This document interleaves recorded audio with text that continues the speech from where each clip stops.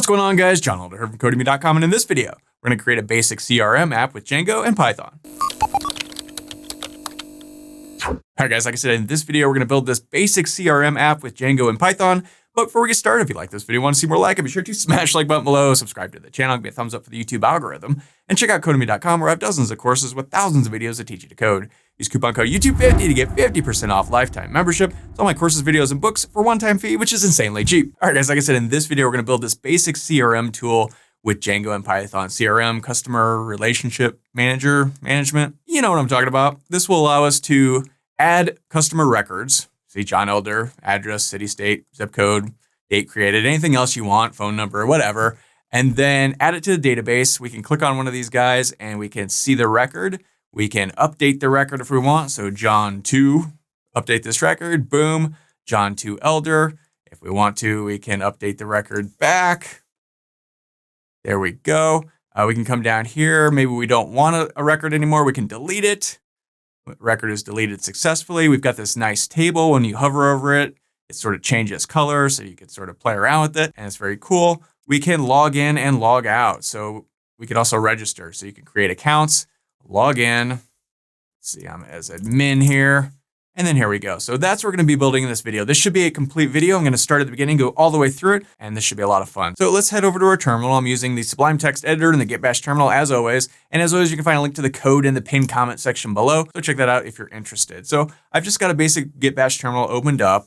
And you can see I'm just in my default directory. So let's create a directory where we're going to hold all of this stuff. So I'm going to say mkdir. I want to put it in my C drive, and I'm just going to call this Django CRM, DCRM, whatever. So now we need to move into that directory. So cd DCRM.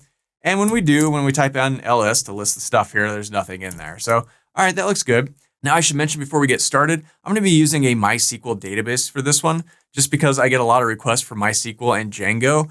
And I don't really understand when that happens, because the point of Django is that it abstracts away the database layer. So it doesn't matter what database you use. You can use any database. It's irrelevant. You're not going to be doing like MySQL commands in this. You're just going to be doing regular Django database coding. But I keep getting questions about the MySQL database. So that's what we're going to use in this video. You could swap this out for Postgres. Most people will use Postgres because when you push this online, Postgres is the most popular and easy to use database with Django and everything else. But you can use MySQL too. It just takes a few extra steps to get it going. So we're going to be using MySQL with this one just to mix things up a little bit, and it should be fun. But like I said, if you want to use Postgres, it's very simple to swap out Postgres instead. It's just basically a couple of settings that you need to configure. So no big deal. So all right, let's head back over here and let's first create a virtual environment. We always create a virtual environment. So I'm going to go python-m venv, and let's call our virtual environment virt, short for virtual. Hit enter. This should spin right up. All right, so now when we hit ls, we can see there's a virt directory. So let's turn this on. Let's go source virt scripts activate. So now we see this virt here, so that we know the virtual environment has been turned on. So all right, let's pip install Django. It's the first thing we need. All right, we're good there. Now we also want to pip install MySQL. Now we're also going to have to actually download MySQL onto your computer from their website. We'll look at that in just a second. But we'll need to do that. Next, we need a connector to connect our Django app to our MySQL app. So there's a couple of them. So you can pip install MySQL-connector. That's the original one. Go ahead and try that, and you may be fine. But more likely than not, you're going to have to pip install MySQL connector-Python. So I know I probably need that. But for good measures, you can install the regular one as well.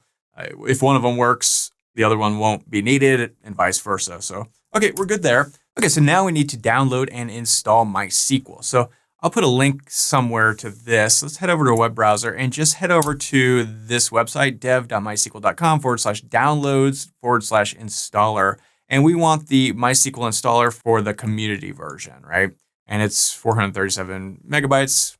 Go ahead and click here to download. Now, I'm not going to do this because I've already downloaded it. And it's a little bit tedious process. You have to click next a bunch of times and it installs a bunch of stuff. It takes like 5 or 10 minutes to install this thing. The important thing here is when you install it, it will ask you to set up a username and a password. And root is probably the username you're going to want to set up. It may default to root, but if it doesn't, type in root for the username. And for your password, pick whatever you want, but remember that password because we're going to need it to connect to the database later on in our Django app. So I think mine is just password123. So whatever, for the purpose of this, that's fine. But, pick a good password. Now, once you install it, you'll need to turn it on. There's probably an option that says at the very end, start MySQL, click yes. It needs to be running sort of in the background. You won't notice it. It runs in the background of Windows. So just make sure that's turned on. So, okay, let's now head back over to our terminal. All right, so let's head back over to our terminal. I'm still in my CRM directory. Our virtual environment is still there. It's still turned on. Let's go ahead and create our project. So let's go Django -admin, start project, and I'm just going to name this DCRM. So now we see this DCRM directory. So now I'm going to change directory into it. So cd, change directory into DCRM. And we can see here's our manage.py file. So that's cool. So now we need to create an app inside of our project. So let's go Python manage.py, start app, and let's name this website because basically this is a website. So I'm just going to call it website. So now when we ls, we could see there's that directory. So, okay, we've got our stuff. Now let's head over to Sublime Text and add all this in. Come up to project, add folder to project, navigate to your C drive, and then find that DCRM directory. Double click it, go inside of it, click the second one just once to highlight it, click select folder, and boom, there we go. So the first thing we need to do is make some changes to our settings.py file. So I'm going to get rid of our comments here. And let's come down here to installed apps. We need to add our app. So we call that website. There we go. Now we need to come down here and configure our database section because by default, Django uses SQLite 3, but we want to use, like I said, MySQL for this one. So we need to make some changes. The Django DB backends should be pointed to MySQL now, and we can get rid of this, but we need to add some things. First, we need to add a name. So I don't know what you want to name your database. Let's call it, I don't know, Elder Co, something like that, Elder Company, whatever, name it whatever you want. And then now we need to set the user. And this is the user that you set up when you installed MySQL. So it should be root or whatever you set up. Next, we need to designate the password. And again, that's that same password you set up when you installed MySQL.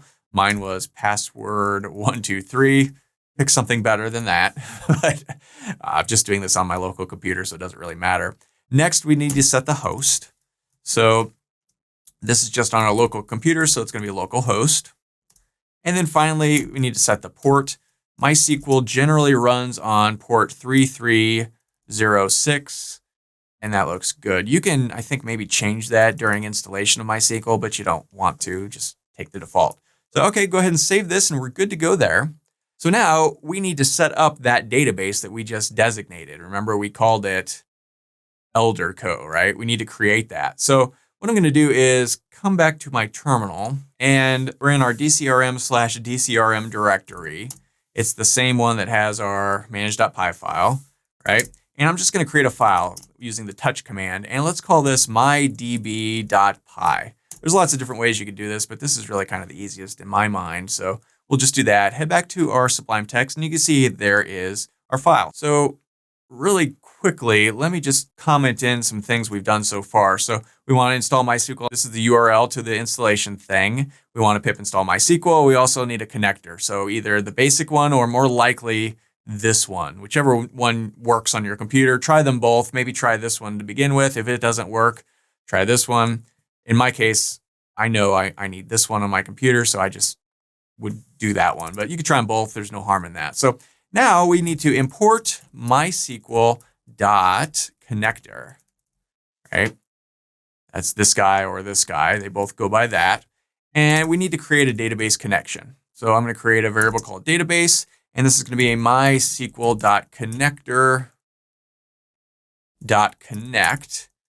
And then inside of here, we need to designate some things. So host is, we know, localhost. And then our user, we know, is root.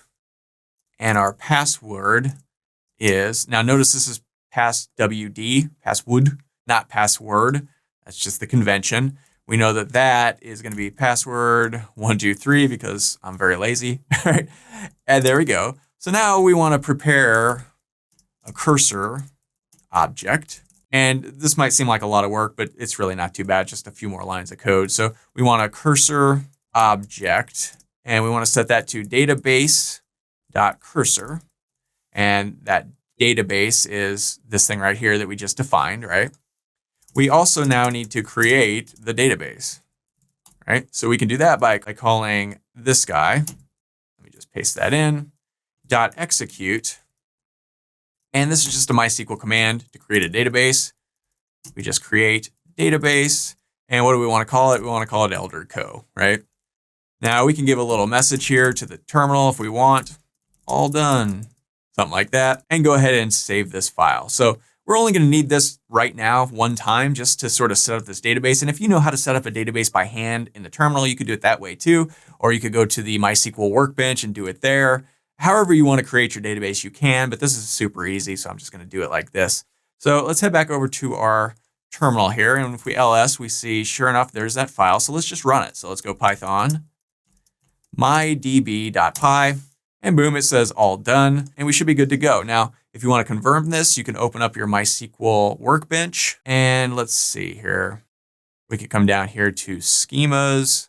And when we hit refresh, we see now there's an elder_co database in there, right? So, okay, that looks like it worked. So, all right, we're pretty much done with the MySQL stuff. That's the extent of all the MySQL stuff we're going to have to do. We're pretty much good to go. Now, we can make sure this worked by coming up here, clearing the screen and running Python manage.py migrate, because by default, Django comes with a bunch of database stuff that needs to be pushed into the database with a migration right out of the box. So we could do that now. And if this works, boom, boom, boom, we should be all good to go. Now we can again confirm this if we want in our MySQL workbench. We can click on tables and you can see now there's a bunch of Django stuff in a table in our elder_co database, right? So that looks like it worked and we're good to go. So, all right, that looks good. One last thing I want to do in this sort of area is create a user. So to do that, I'm going to go win_pty and then Python manage.py create super user. Now I'm using the win_pty command because I'm on Windows and Git Bash, and you have to, if you're on a Mac or something else, Linux, you can leave off this win_pty, and the command is just Python manage.py create super user. So let's do that. And I want to set the username to admin, and we don't need an email address, and then set a quick password. Okay, we're good to go. So now let's run our server and see if this all works. So Python manage.py run server. That looks good. Head back over to the browser. And when I hit reload here at localhost 8000, boom, we get this Django start screen, which means everything worked out and we are good to go. So we have set up our project. Everything is working. We've got a MySQL database installed and connected, and we're ready to start building this thing out.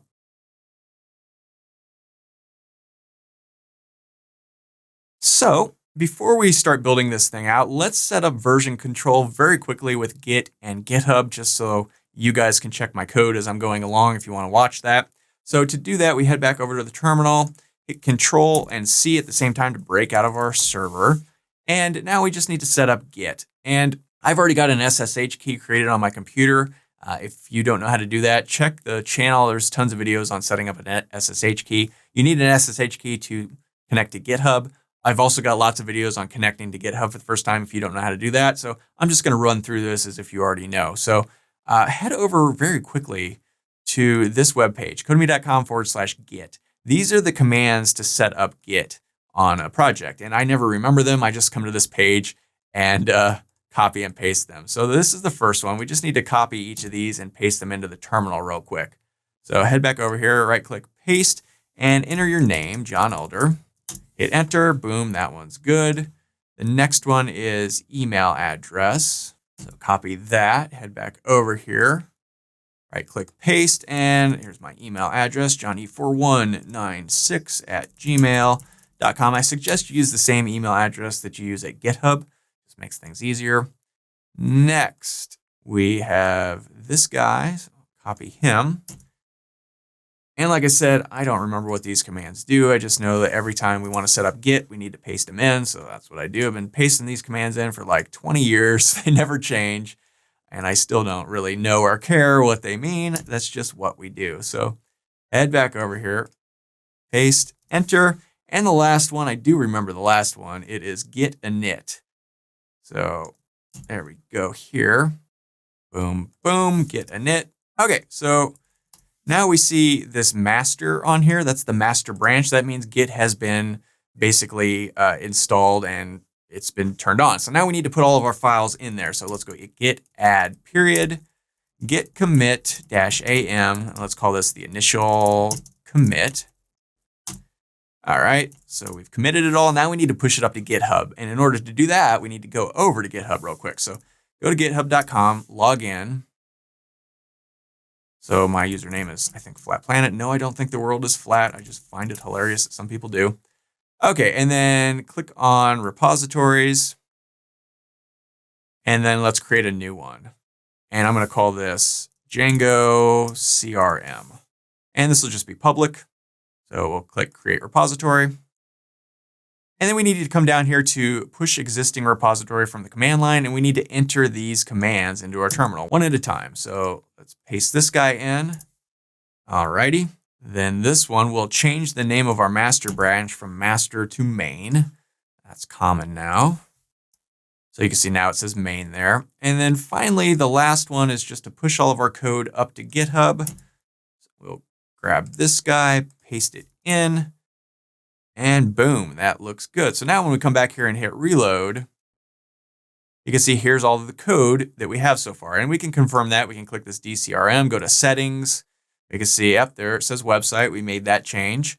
And then we can come down here and see, yep, here's all the database stuff, elder co, root. Now your password is right here. This is open. So if you're doing this professionally, when you set up your repository, you want to probably set that up as private, right? So remember, I picked public, but we can, let me show you here again, go to repositories, click new, name it, and then right here where it says public, instead you would click private. So people won't be able to see your code, right? But for our purposes, I don't really care. I don't care that you guys know that my MySQL database is password 123. There's nothing in there. You can't hack it.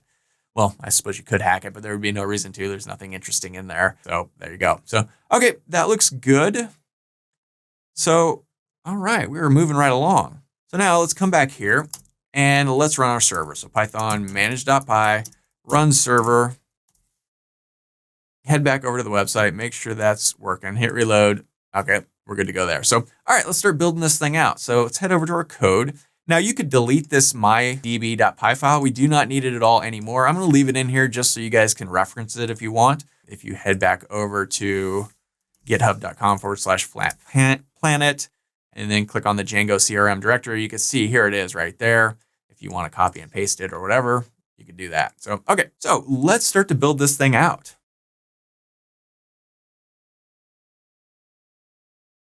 So let's head over to our code and start building this thing out. So I can close out our DCRM folder. We're going to be working mostly from now on in our website folder here.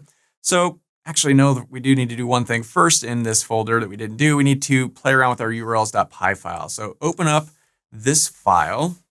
And here we need to add include. There we go there. And we need to create a new path. So I'm going to call this 2 single quotation marks, nothing in between them. And we want to include our website.urls file.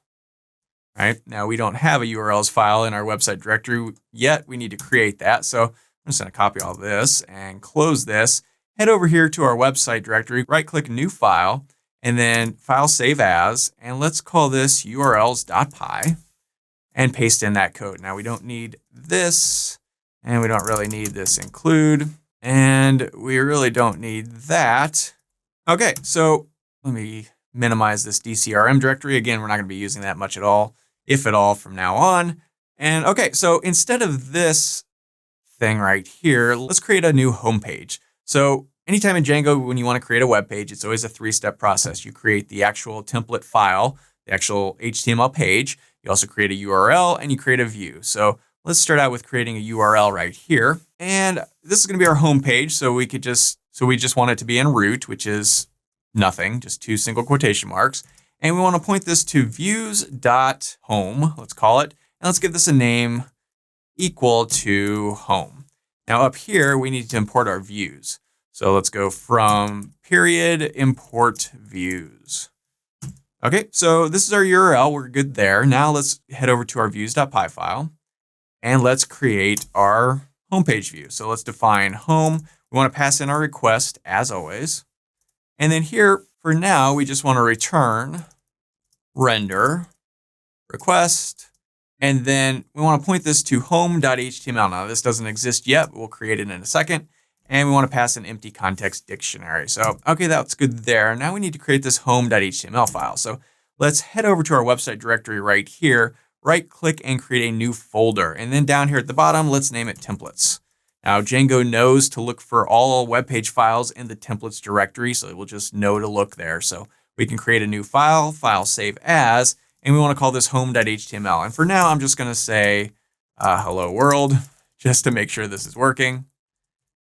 Go ahead and save this. Now we can head back over to the website and click reload. And hopefully if that worked, we got an error because let's see, no model named website URLs. Let's go ahead and break out of our server, run it again. Now that should work. Just need a little reset there when we made a change there to the settings.py file. And boom, there we go. Hello world. So we've got our first web page. So very cool. Now let's set up the base.html file. And a base.html file is just the file that every web page on your site will reference, and it'll pull like the headers and the footers out of, right? So I'm gonna come over to templates, right click new file, file save as. We wanna call this base.html. And inside of here, we wanna put all of the code that's gonna go on every page. So the code we're gonna use for our styling is something called Bootstrap. The Bootstrap CSS framework. It's the most popular CSS framework, and we can use that for free by going to getbootstrap.com, clicking on the docs, and then just coming down here, and we want the one with CSS and JavaScript. So I'm just going to copy this to clipboard, and then we just want to come back here and right click and paste all of this stuff into our base.html file. And up here at the title, let's change this to Django CRM, something like that.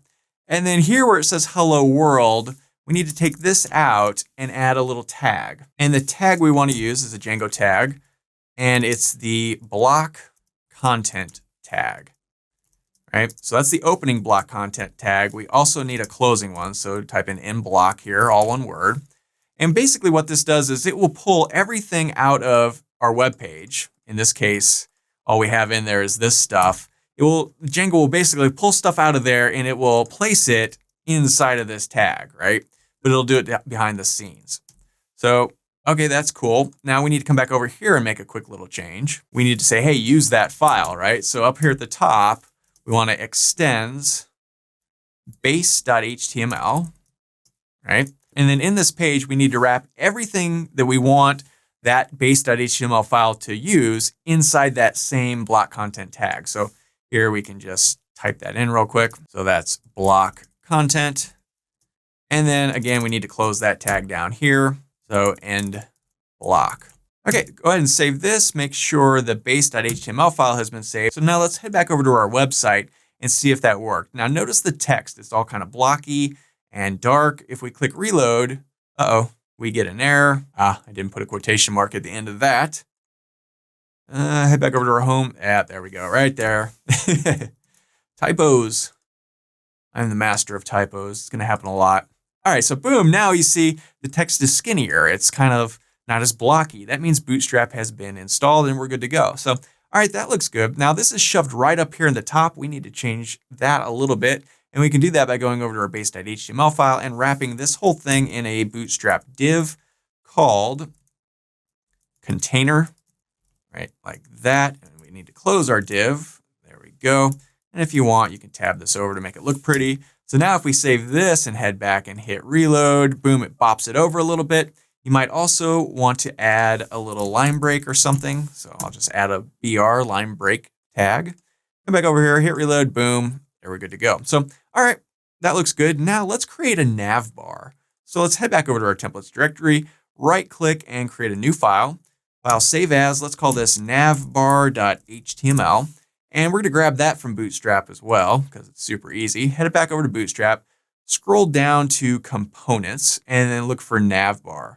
Now there's navbar and navs and tabs. You don't want navs and tabs, you just want navbar. So I'll go ahead and click that.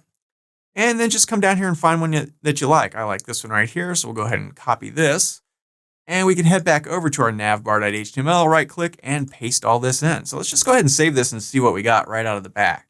Now we need to add this to our base.html file. So we'll come back over here and right under the body tag, let's add another Django tag called include. And here we could just include our navbar.html, close your quotation mark there, and that should be it. So let's go ahead and save this, head back over here, and let's hit reload, and boom, we've got a navbar. So, okay, looking good. Now let's modify this navbar because I don't like light navbars. So let's go ahead and change that. So let's head back over here and go to our navbar.html. And up here at the very top where it says BG body tertiary, we can get rid of that. And instead, let's type in navbar-dark and BG-dark. So that will change it from light to dark. So if we come back over here and hit reload, boom, I think that looks much better. So, okay, let's play around with this. Let's modify this bar a little bit more. And we can start with this navbar guy. Instead of it saying navbar, let's call Django CRM. And instead of pointing to hashtag, let's point this guy to a URL tag pointing to our homepage. All right, okay, let's go ahead and save this. Head back over here, hit reload. All right, now if I right click and open in a new window, it goes to the homepage, right? We can click it forever and it just keeps going to the homepage, so that looks good. Next, let's get rid of the search thing. I don't think we're gonna need that. Come down here to the bottom of our navbar and see this search come up until, let's see. Yeah, you see, you can click on form and the closing form tag appears. So that's how you know what to delete. So you just highlight and delete it, save it, come back over here, hit reload. All right, that's gone. Next, let's get rid of this disabled link. Same deal, just come back over here and kind of look for the word disabled. There it is. Go up above, click on this LI. The closing LI tag highlights. You can see there's a little line underneath it. So that's, again, how we know what to delete. Save that. And I like to do one little thing at a time to make sure I didn't mess something up. So we've got this drop down thing. We don't need that. So again, let's head back over here, look for the word drop down. There it is. And then come up. See, we don't even really need to know HTML. We could just sort of eyeball this. And when I click on this LI, this closing LI tag way down here highlights. So I know all of this can go. Save that, head back, reload. All right. And now we've got these links. We are going to need some links up here. So I want to use this one and not this one. I just like the look of the sort of more muted one right there. So let's get rid of this home link instead. Again, come back here, look for the word home. There it is. Click on the LI tag right above it. The closing tag highlights. We can get rid of it, save it, come back over here. Boom. All right, we're good to go. So we are moving right along. We've got a functioning website. We've got a home page, we've got a nav bar, things are starting to come together. Now I think we want to add the ability to register as new users, log in and log out. So I think we'll look at logging in and logging out first, and then we'll do registration. That's a little bit more complicated. There's a little more stuff involved. Logging in and logging out is relatively simple, and that's because we're going to use the Django authentication system. This comes with Django. It will do all of the heavy lifting for you. It will take care of logging people in, logging people out, keeping track of who's who and what's what. And it just comes with Django and it's really easy to set up and use. So we're going to do that now.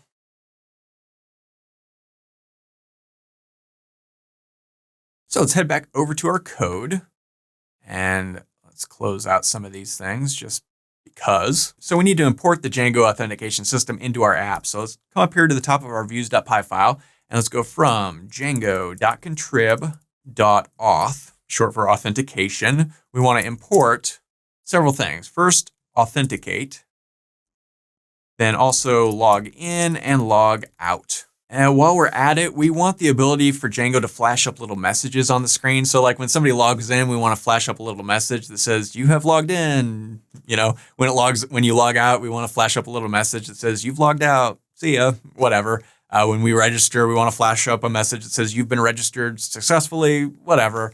All that good stuff. So we need to import that too. So let's go from django.contrib. We want to import messages, plural, and that looks good. So we've already got a user. We set up a super user. And if we come back over here, we can go to the admin section of Django and we can log in with that user, right?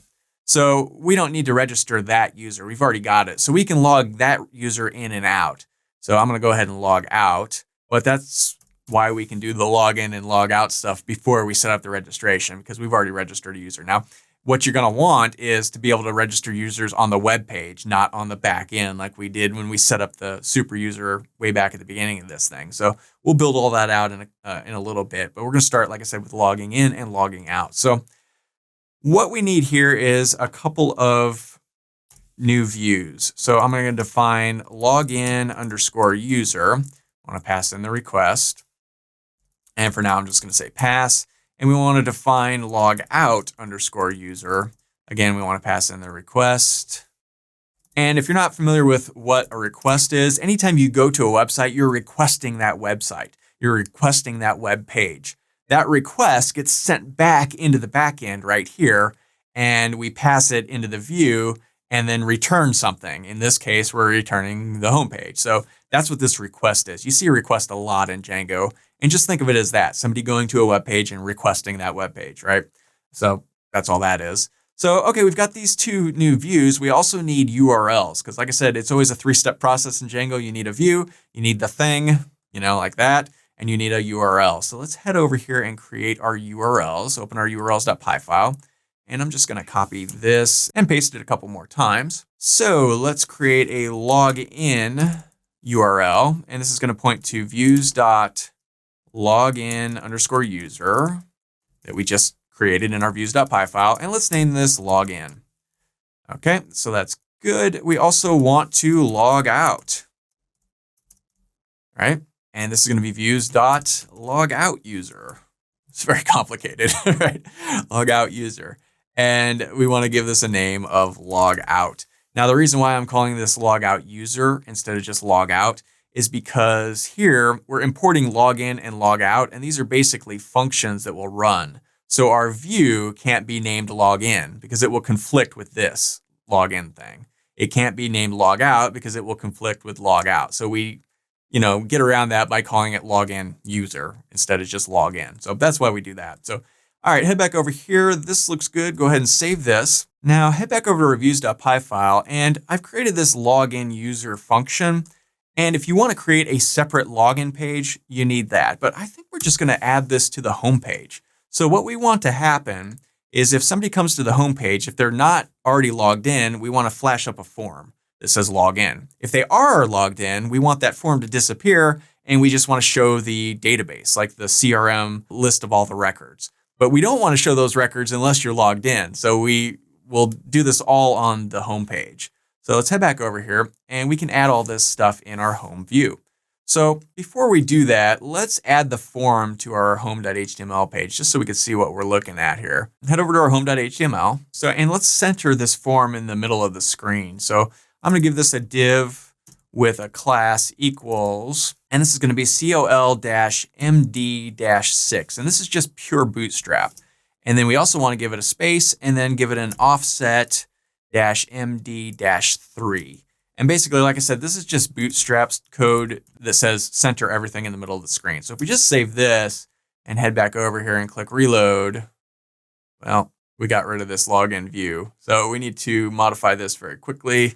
Head back over to urls.py file, and we don't actually need that guy anymore, so we can comment him out. And for now, we'll comment this out because we haven't built this out yet, and it'll throw an error. So if we save this, head back over here. Now, if we hit reload, we can see, boom, hello world is more centered than it was before, and that looks good. So let's head back over here to our home page, and let's start building this thing out. So there's a couple of ways to create forms in Django. You can create a forms.py file. We'll do that later with the registration.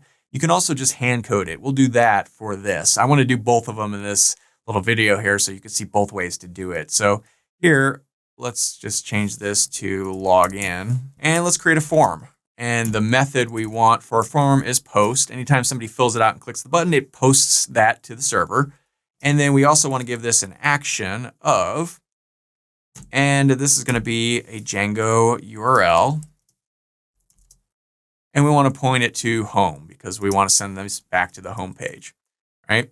So then down here, we can close our form tag. Anytime you create a form with Django, you also need a CSRF_token. That's a cross-site request forgery token. It helps your form from getting hijacked by hackers. So that's just a requirement. Now let's create a form, and we're going to use Bootstrap for this. So I'm going to head back over to Bootstrap and come up here to Forms and click Overview. And let's just grab the first one. Doesn't really matter. We can head back over here and paste it in. And if we save this and head back over to the website and hit reload, we see, okay, that's looking good. It's asking for an email address and a password. And the password has these dots in it. That's good. It also has this check me out thing. We don't need that, so we can get rid of that as well. Also, this is crammed right up here. I want to put a little space in there. So I think that will be better. So right here, I'm just going to add a line break. And all right, let's start to modify this thing. So let's come down here, and first things first, this button is primary colored, blue. I want to change it to secondary. So if we save this, come back over here, hit reload, boom, now it's gray. I think that looks better. It says submit. Maybe you want it to say login. You could just change this to login. And now let's get rid of this checkbox. So check me out. We click this div, the closing div highlights, so we know we can delete all of that. Save it, head back over here. All right, that's gone. The password field is fine, but this needs to be changed from an email address field to a text field. So we can do that. Let's see. First, let's get rid of this label. We don't need the label for the password thing. And get rid of this div. It says we'll never share your email address. We don't need that. And let's also get rid of this label that says email address. And instead of a type of email, this is going to be a type of text, right? And we have a class of form control, but we don't need an ID. So let's get rid of that. And same thing here with the password field. We don't need the ID thing, so we'll get rid of that. Okay, so these two things do need some things. They need a name. So this one, we'll give it a name of first_name. And let's give it some placeholder text. And let's say first name. All right, same thing down here with password. We need to give it a name. So I'm going to name it, you guessed it, password. All right. And also let's give this some placeholder text. And this is going to be password. So let's save this, come back over here and hit reload. And oh, that looks much better. We've got this placeholder text that says first name. When we click it and start typing, that disappears. Here we can still type the password, and that looks good. When we click log in, nothing happens because, you know, we haven't done anything yet. We need these to be required though. So if you don't fill them out, we need a little thing that pops up and says, hey, fill that out. So we could just come over here and then just type in required. Same thing for this guy, required. And Bootstrap will take care of this for us. So now when we hit reload, we don't need to resend this. If I click login, it says, hey, please fill out this field. So if I enter a name and then click login, it says, hey, please fill out this field. So that looks good. It doesn't actually go anywhere. So maybe we'll give a line break above that button too. So I don't know. I like line breaks. I like to space things out. That's just me. Resend. Okay, so that, I don't know. Maybe that looks better. Whatever. You could also put a line break between these two things if you wanted. Whatever. Let's see. Let's just do it right here. Save this. Reload. Whatever you like. You can play around with that. So, okay, that looks good, but it doesn't actually do anything. And really, we only want to show this if the person hasn't already logged in. So how do we determine if a person has logged in or not? Well, we can come up here to the top and we can say if user.is_authenticated, right? Then let's say h1 hello world, right? Else do all this stuff. And then down here at the bottom, we need to end our if statement. So let's go ahead and save this, come back over here. Now if we hit reload, nothing changes, right? But if I go to the admin section and log in, right? Now I'm logged in. Now if I go back to the home page, it just says hello world and that form disappears. So that's pretty cool. That works. I'm gonna go ahead and log out again. Now when I go back to the home page, it shows the login form again. So, okay, we've got this form. It doesn't do anything yet. So probably need to work on fixing that. So let's head back over here and go to our views.py file. And inside of our home view, let's create some logic. Let's say check to see if logging in. So if a person is logging in, they are posting. Otherwise, they're just going to the web page, in which case they're getting the request, right? Other than posting a request. So we want to run some logic. We'll say if request, that's this guy right here, dot method equals post. We want to do something, right? Remember this method here? On our home page, we set this form method to post, right? So we're posting the form whenever we submit it. And in here, it's saying, hey, is this request method a post? If so, hey, they're filling out the form. Let's do some form stuff. What do we need to do? Well, let's grab whatever they just submitted. So let's create a variable called username, and we can get whatever they typed into the form by calling request.post and then passing in username. Why username? Because on the form, we gave this field a name of first name. We should probably name this instead username. There we go.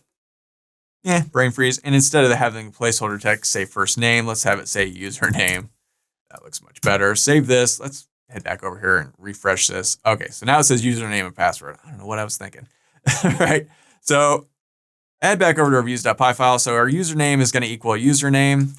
And then we want our password to equal, again, request.post, and then use our little square brackets and pass in password. Again, why password? Well, because on our home page here, this password field, we gave it a name of password, right? Right there. So that's what we're looking out for on the back end here, these guys right here. And then we're just going to assign whatever the person typed into the form into this variable called username. We're also going to assign whatever they typed in as their password into this password variable. So now we have their username and password. We can run some logic and say, hey, is this a real user? Is their password correct? Should we log them in? And how do we log them in? So let's, authenticate. And we do that by calling, I'm just going to create a variable called user. And then this will call the authenticate function, which is this guy up here that we imported. And inside of here, we need to pass in our request as always, and then set the username equal to username, which is this guy right here, which is whatever they typed in as their username. And we also need to pass in the password as password, which again is, this variable right here, which is whatever they typed in as their password. So, all right, that's pretty simple there. So now let's run some logic and see, did they type in everything? Does everything look good? Let's go if user is not none, then we want to log them in, right? So log in, and then we want to pass in request and user. Now, if everything checks out here, if the username and password is correct, it gets passed in here and they'll be logged in. And let's create a message, right? So let's go message.success. And then, as always, we pass in our request. We do that a lot. And let's say you have been logged in. I don't know. That looks good. And then we want to redirect them somewhere.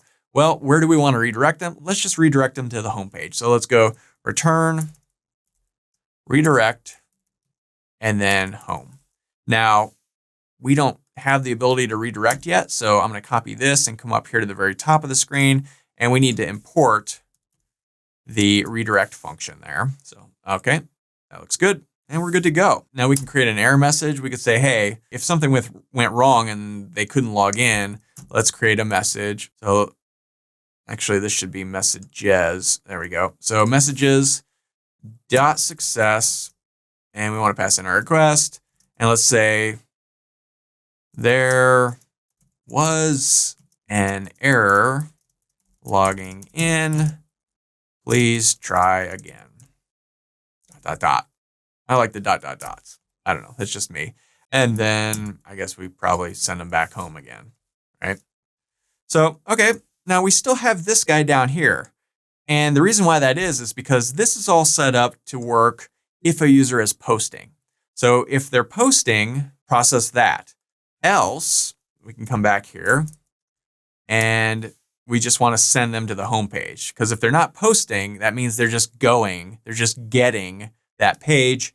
And in which case we just want to show them the page. So let's go ahead and save this, head back over here, and let's play around with this. First, I'll hit reload, and I'm going to type in just nonsense here and click log in. And we didn't get an error. How come? Well, we actually need to add that to our base.html file. So if we come back here to our base.html file, and underneath our nav bar, but probably still in our container, let's create some logic here. Let's say if messages. So if there are messages, and right away, I'm going to end our if because I forget to do that a lot of times otherwise, right?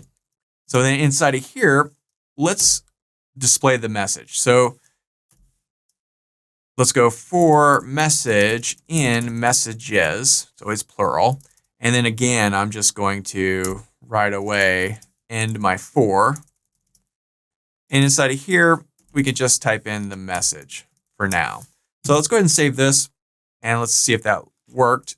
So let's type in some nonsense, click this. It says there was an error logging in, please try again. There's an error logging in, please try again. So this doesn't look great. We want to format this. Let's head back over to Git Bootstrap and come down here to components and click on alerts. And here's a little alert, looks good. We want one with a little X in it so we can close it. So I'm just going to keep scrolling down until I find one with an X in it. Oh, there we go. I'm just going to copy this code, head back over here, and inside of here, I'm just going to paste all of this in, tab it over to make it look nice. Okay, now we don't want it to say holy guacamole, so I'm going to get rid of that. And instead of that, we just want to type in the message, right? That's this for message and messages. Type out the message. So, all right, let's go ahead and save this. Try this again. Head back over here. Type in some nonsense. There was an error logging in. Please try again. Looking good.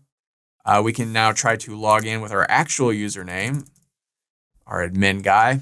And it says you've been logged in, and now it says hello world. Very cool. And that's all there is to it. We can now log in.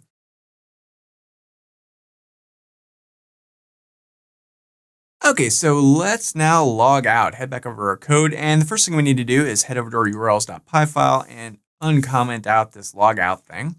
I'm going to leave this guy in here just in case you want to create a separate login page. If you do, you'll uncomment this out, and then you'll just come back over to your views.py file and create a login user function, and basically just put all this code in that function. But we're going to keep it the way it is and do this all on the home page. I think it's a little more elegant doing it that way. So, okay, now let's create our logout user function. So this is actually very simple, a lot easier than logging in. And to do that, we just call the logout function and then pass in our request. Now we can do that logout function because up here we imported this logout function. That will do all the work for us. So that's all we really need, but we should probably make this look nicer. So let's give this a little message. So let's go messages.success, pass in a request, and let's say, I don't know what, you have been logged out, ...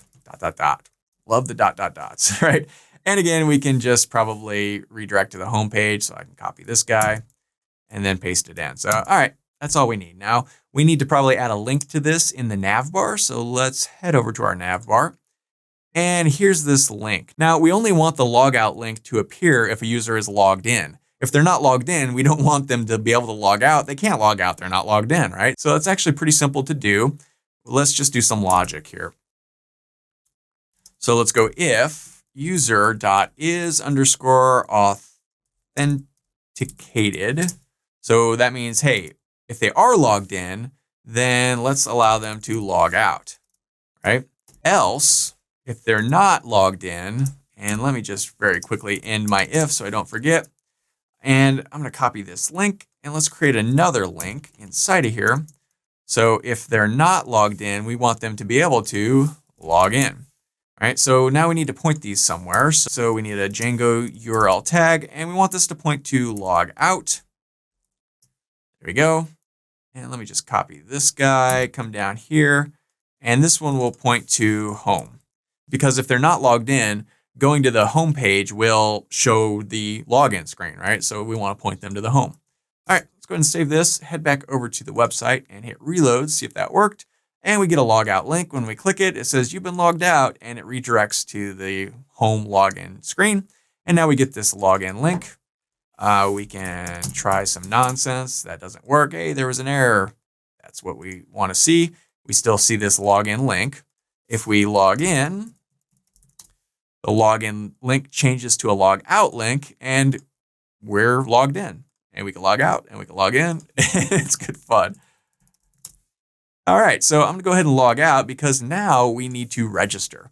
And registering is a little bit more complicated than logging in, and we're actually gonna create a Django form to handle that for us. With logging in, we built the form ourselves by hand, and that's fine when it's basic like this, but the registration form is gonna be more complicated because we want to be able to do sort of logic type things, like if they type in a password that doesn't follow the password rules, you know, your password needs to be so long, it needs to have letters and numbers and special characters.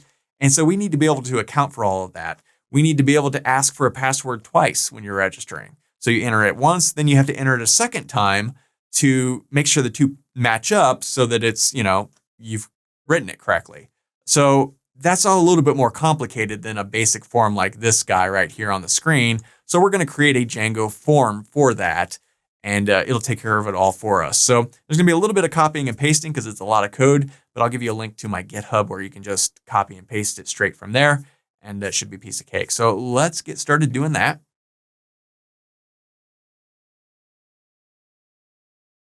Okay, so registration, and I should mention before we get going, you may not want to add registration, right? If you don't want sort of open to the public, then leave this part off. You can always add users by coming into your min section here, coming over, clicking on users, and then clicking add users, and then manually entering them right here. Pick a username, have a password, boom, you're done. Now you could do that. If you want to open this sort of company-wide or whatever, and you want people to be able to sign up on their own at the website, then you need to do this next little section. So totally up to you, whatever you're interested in with your project here. But I'll give you both methods here, that way and this regular registration method. So let's head over to our code and create our registration page. So let's hit up our urls.py file, and I'm just going to copy this guy. And instead of log out, let's call this register. And this is going to be views.register_user, and let's call this register. So, all right, that looks good. Save that. Head over to our views.py file, and let's define register_user. Pass in our request as always. And then let's come up here and grab this guy and paste him in. But instead of home.html, let's call this register.html. And we're good to go there. So I'm going to copy this and head over to our templates directory, right click and create a new file. File save as, and call this register.html. And let's open up our home page and grab this stuff and paste it in. And let's say h1 register just for now. And let's go back to our home page and grab this guy, because why type it when we can copy and paste it? Right? Okay. All right, so let's save this and add a link to this page in our nav bar. So if a user is authenticated, if they've logged in, we don't want them to be able to register because they've already registered. So this should go in our else block right here. And let's just copy this guy. And let's put another one in first. And instead of it saying login, let's have it say register. And we want to point this to URL register. All right, go ahead and save this, head back over to the website, and let's see if that worked. We want to log out. When we're logged out, we see there's a register link. We can click on it and go to this page. If we log in, that register link disappears. Okay, and we're good to go. So let's log back out again, head over to our register page, and now we need to build out this page. Now, I mentioned before, we're going to be creating a Django form for this. We're not going to be hand coding this. So that will be both easier and harder. So let's come over here to our website directory, right click and create new file, file save as, and we want to save this as forms.py. And in our forms.py file, we need to import a few things. So let's go from Django.contrib.auth.forms. We want to import the user creation form. And you notice the U, the C, and the F are all capitalized here. And the user creation form does just what it sounds like. It creates users, right? It does all the work for us. So we also want to go from Django.contrib.auth.models. We want to import the user model. And the user model is what we've been using up until now. It's what allowed us to create our super user, what we've been logging in and logging out with, that admin user. That all gets saved to the user model, right? And that just comes with Django. It's already set up. We just have to import it. And that should be good enough. So let's create a class. And I'm going to call this sign up form. And this is going to inherit the user creation form. And that's just this thing we just imported, right? So we're saying, hey, use that form. But we want to modify it a little bit, right? So what we want is to grab, let's say, people's first name, their last name, their email address. Now, you may not want to grab their first name, last name, and email address, but I suspect you probably do, just because it's good stuff to have.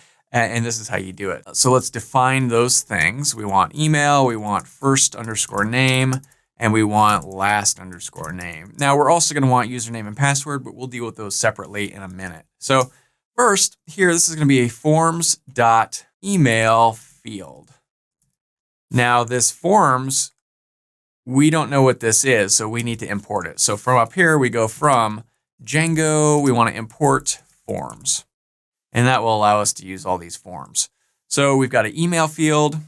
We also want a forms.car field for this, and also a forms.car field for this guy as well. And car field stands for character fields, so characters and a name, letters. Email is just email addresses. It allows Django to do regular email address stuff. Like if you don't type an @ symbol, Django will know because it's using this email field, and it'll throw up a little error saying, hey, that doesn't look like a real email address, try again. Things like that, right? So that's cool. Now, each of these, we're going to give a label of nothing because we're going to use placeholder text. So we don't want to actually text above or below the fields. So we can give that to each of these. Next, we want to give this a widget of forms.textInput. And that'll basically say, hey, the form field that shows up on the screen, that's a text input field. It's just a text box, basically, right? And inside of this, we want to give it adders, attributes, right? And this will allow us to pass different attributes onto the page to style our form. So we're going to be using Bootstrap to style our forms, and Bootstrap requires a class of form control. So we can designate that right here. So let's go class, and then a colon, and then we could just type in form-control. And that's it. Now, we also probably want to pass some placeholder text. So again, we can pass in placeholder right here,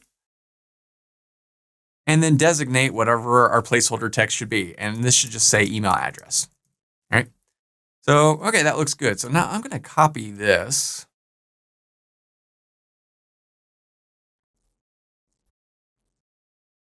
And we're going to paste that again in right here.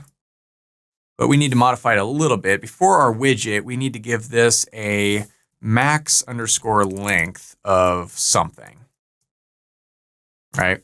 So this looks like a capital L right here. It's not, it's a lowercase l, I promise you. Anytime you see an L that kind of looks swoopy like that in Sublime Text, same thing with this label here, this L there, and that L, and that L. Those are all lowercase L's. Sublime just does that. It makes it look weird like that. It confuses a lot of people. They think that's a capital L. It's not. It's a lowercase L. Anyway, we want to give this a max length, and I misspelled length. Length, there we go, of, I don't know, say 100, right? A person's first name shouldn't be more than 100 characters long, right? You could probably make it 50. Doesn't really matter. I'll just leave it like that. Here, again, text input. We also want adders with form control. For the placeholder text here, though, we should probably change this to first name. That looks good. Now I'm going to copy all of this and paste it in again right there. And this one will say last name. Okay, that looks good. So I know this is all kind of scrunched up on the screen. Maybe it's hard to read. I'll give you a link to all of this code in my GitHub repository. You can check that out. After this little section here, we'll push our code up to GitHub so that you can sort of see it if you want to copy and paste this stuff or look at it in a web browser. So, okay, that looks good there. Now we also need to give this a class with a meta of, and we need to set the model. So our model is going to be user because we imported that right up here, right? We also need to designate the fields in our form. So they're obviously going to have these 3 fields. We also want to designate username, password 1, and password 2. And remember, we need 2 sets of passwords so that we can compare the 2 to make sure the user isn't typing a typo or something. It's just a basic security precaution. So here we want to designate a username. We want to designate a first underscore name. We want to designate a last underscore name. We want to designate an email address. And then we want to designate password 1 and password 2. And Django expects password 1 and password 2. So you got to have them both, right? So, okay, that looks good. So we're halfway done now. Now we need to copy and paste a few more things. And I'm just going to paste all this code in. And the first thing I want to do is tab all of this stuff over, because sometimes when you copy and paste, the tab gets a little out of control. So you want to make sure these have been all tabbed properly. So you can do it manually, each one like this. And I'm just using the tab button on my keyboard to make sure that everything is tabbed correctly. Even though it looks like it's tabbed, like it may look like this.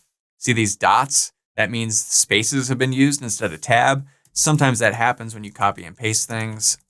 Doesn't look like it did here, but I just want to make sure, so I'm going to do that. So what do we got here? Well, we are basically doing the exact same thing we did here, but we're doing it down here for our username, our password 1, and our password 2. And that just allows us to add whatever we want. In this case, our adders, our class of form control, as well as our label of nothing. So if you look through here, you'll see we've got username, class, form control, widget adders placeholder, right? The label is nothing, and also this help text. The help text is, I mentioned this a little while ago, if you mess up somewhere, if you don't type the right thing in a field, this is the little help text that will pop up and says, if we could look at here, like the password thing here, it says, hey, your password can't be, let's see, let me pull this back. Your passwords can't be too similar to the other personal information. Your password must contain at least 8 characters. Your password can't be too commonly used password. Your password can't be entirely numeric. And these are just different things that can pop up, and Django will pop them up as needed. But they have to be designated here just to make them look good using Bootstrap, right? So like I said, I'm just going to leave all this here. You can copy and paste it from my GitHub account. We'll look at that in just a minute. I'll show you where you can find that. I don't want to type all this stuff out. It would take forever. And you don't either, so you're going to want to copy and paste this. This stuff here just initializes all of this stuff. It's basic Python class stuff. These are double underscore, so underscore underscore, right? There's no spaces here or here. That messes up people sometime. And you'll notice we're passing in the sign up form, which is this guy here. This sort of allows us to take all of this stuff and all of this stuff and kind of mush them together and output them onto the screen. So, okay, I think that looks good. Before we move forward, let me just push all this code to GitHub and point you in the right direction in case you want to copy and paste this stuff, which you probably will. Let's head back over to our terminal, hit Control C to break out of the terminal. And let me just add all this stuff to my GitHub repository. So git add period, git commit -am, and let's just say registration. We've done more than that, but good enough. And then git push. All right, now I'm going to turn our server back on so that that's running. Now let's head over to github.com/flatplanet. And no, I do not think the world is flat. I just find it hilarious that some people do. So that's what my account is. And you can click on this Django CRM link in repositories, or you could just go to github.com/flatplanet/Django-CRM. The capitalization is important, so get that right. And then just click on website. And let's see, forms.py, where is that?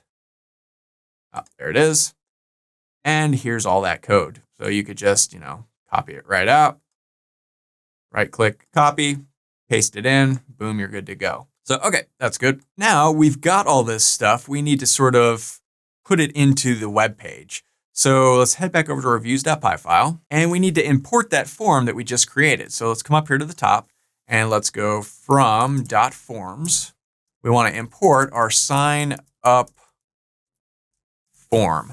And it's sign up form because on our forms.py file here, we named it sign up form right there. So notice the capitalization, capital S, capital U, capital F. That has to be the exact same right here.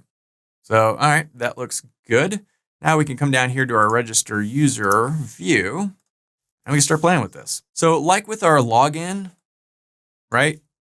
When somebody fills out this thing, they're going to be posting it. So we could just copy that right here. If request.method equals post, then our form is going to equal the sign up form. And we want to pass in the request.post.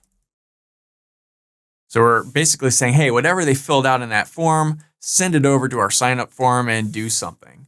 So what do we want to do? Well, first we need to figure out is what they typed in valid, right? So let's go if form.is_valid.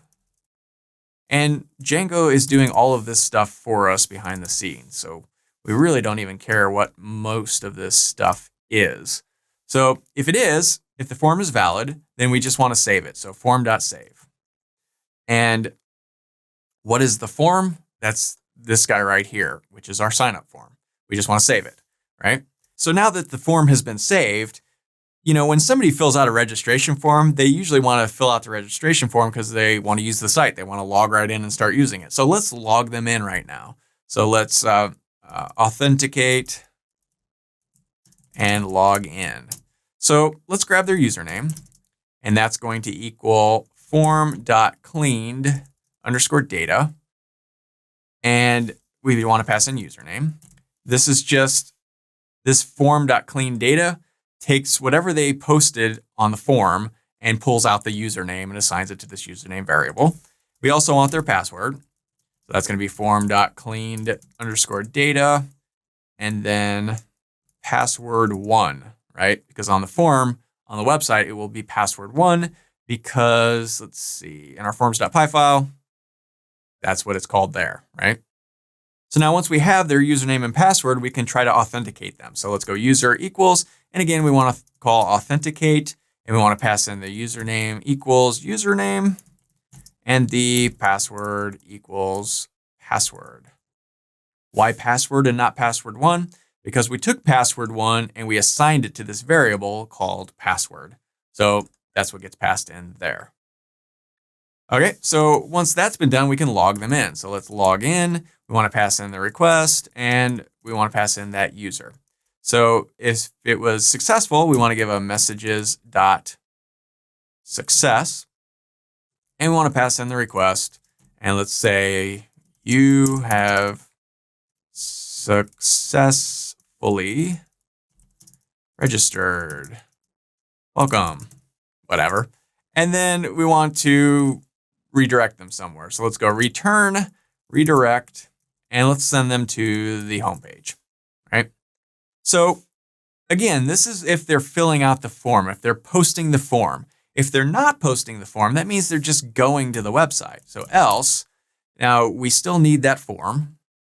So let's set the form equal to our sign up form.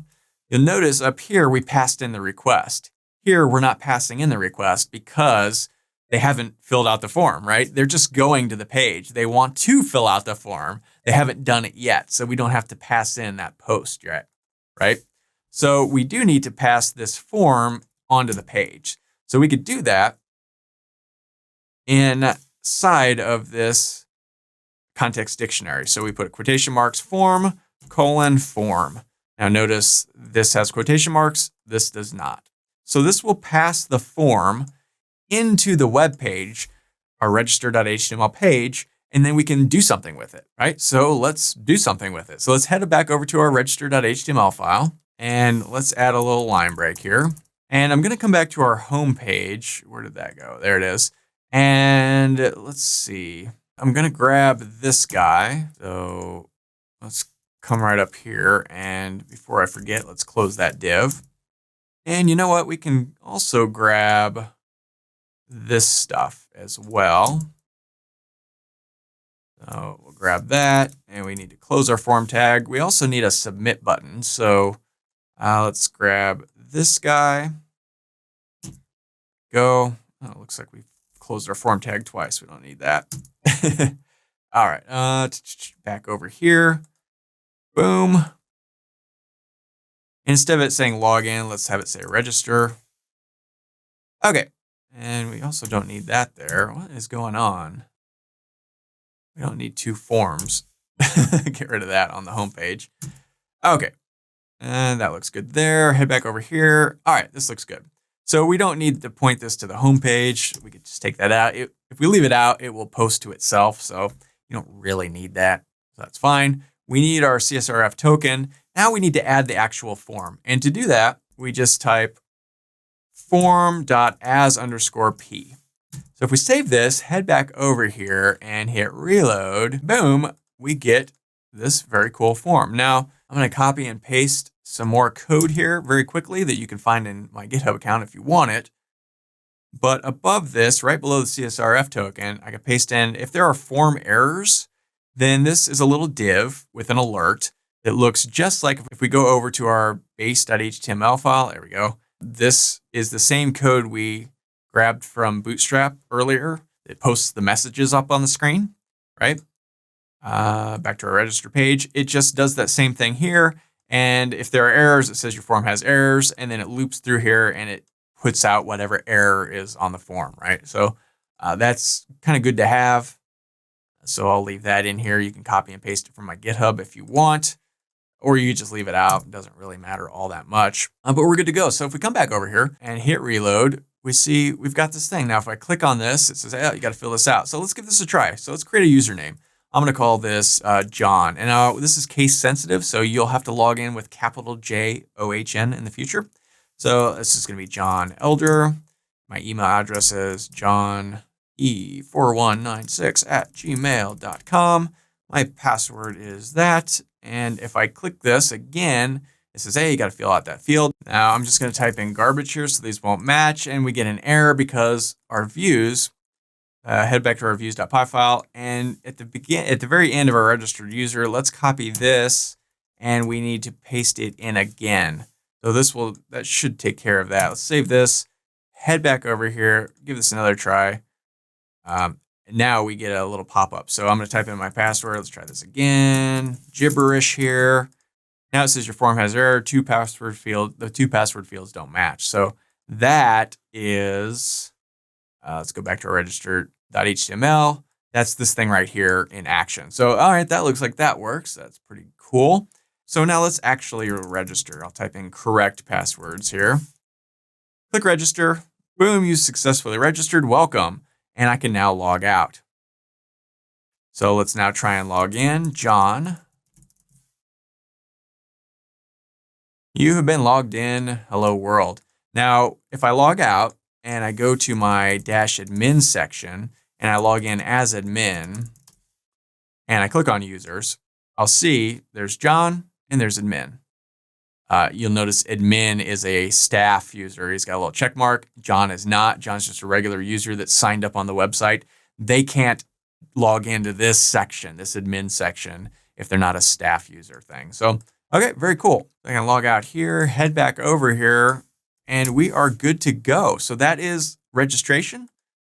And we'll notice if we log in again with, say, John, our register link disappears, our login link disappears. All we have is a link to log out, which is what we want, or we can go back to the home page, which is again what we want, and we're good to go. So, all right, we are moving right along. I think the only thing left to do now is actually set up the CRM stuff. Up until now, this has just been playing around and getting the website up and running. we want to now actually add in the ability to save and view records, to update them, to look at them, to do all the fun things. And I think it's time to now start doing that.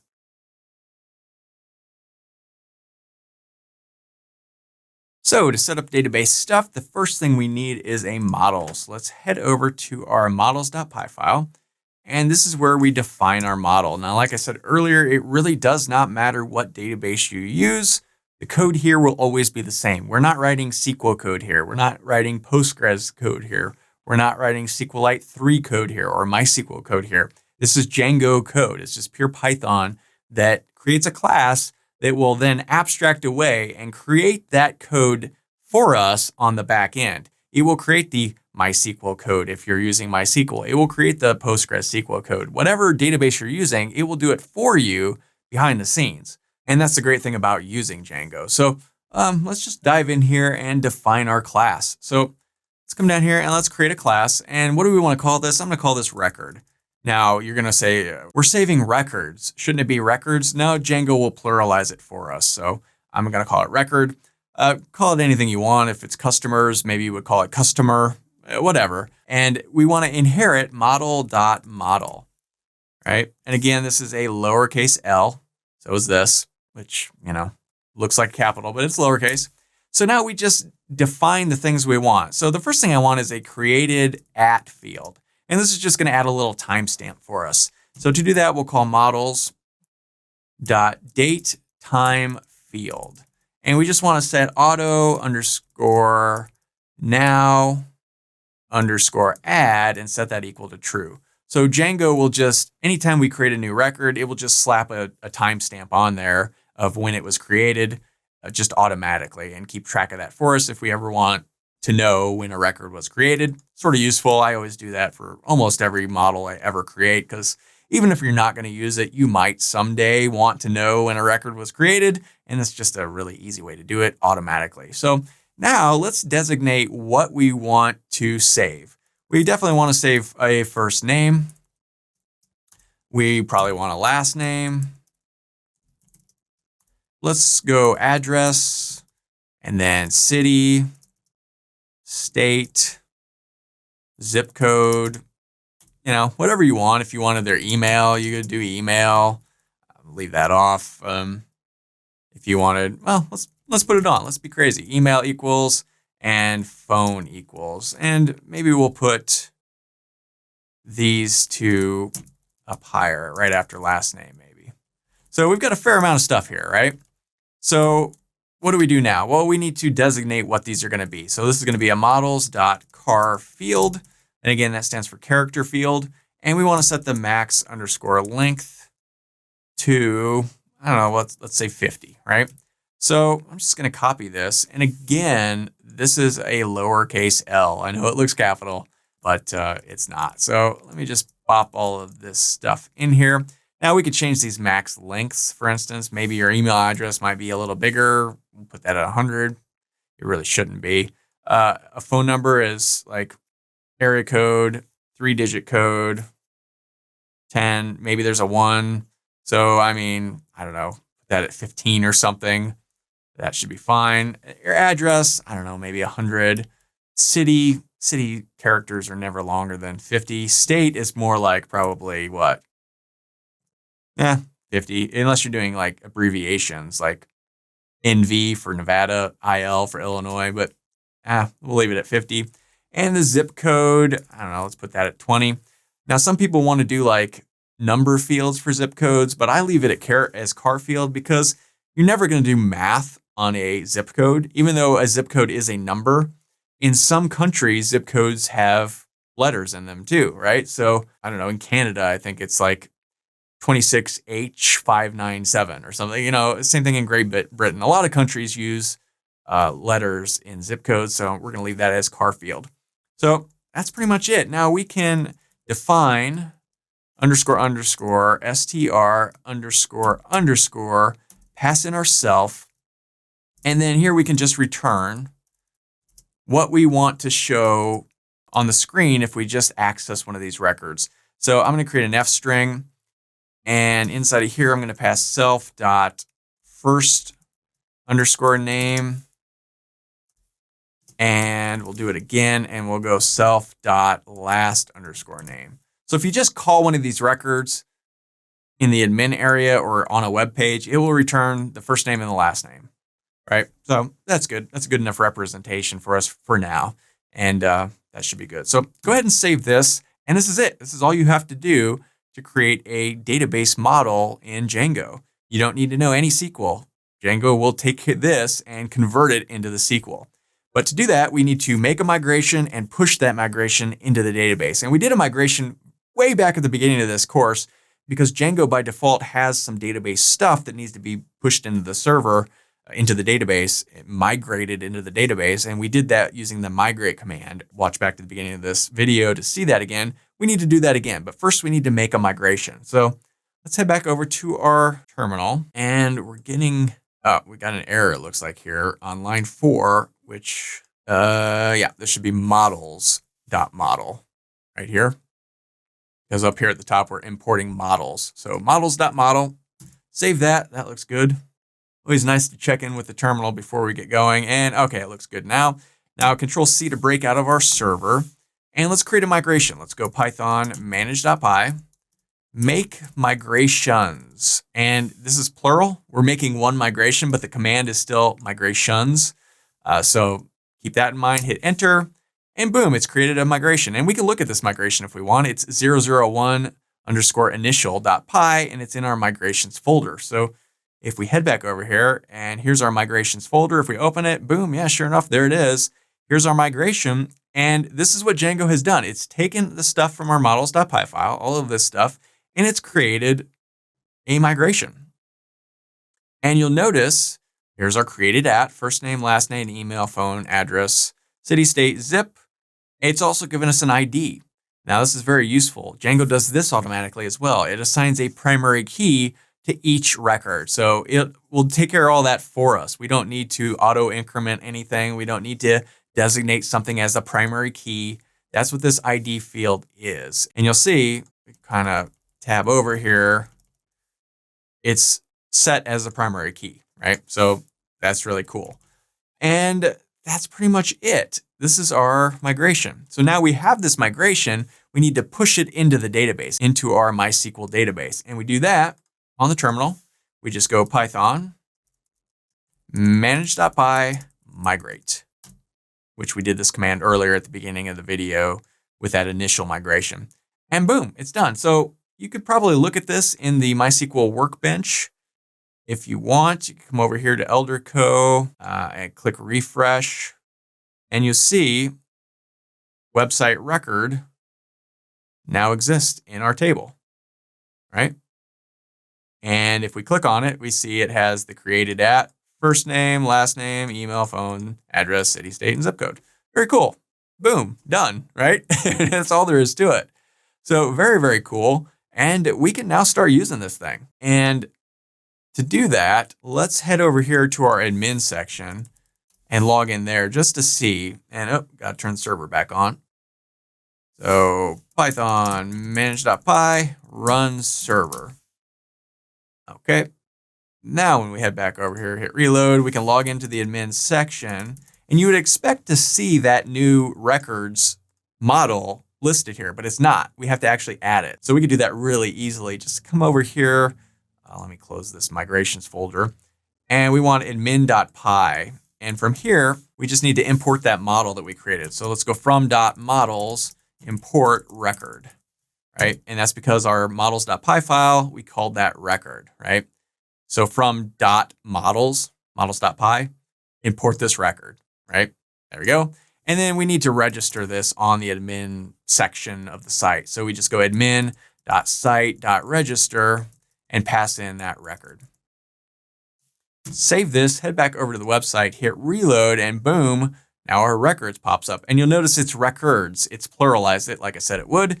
And so if you named it records when you created the model, it would be records with 2 S's, right? Which is weird, but that's why we only put it as record in the model when we created it. So we can click on this guy and you can see there's no records. Right now, I just want to manually add a couple so we have something to work with. Pretty soon here, we'll create a form on the website where you can add them there.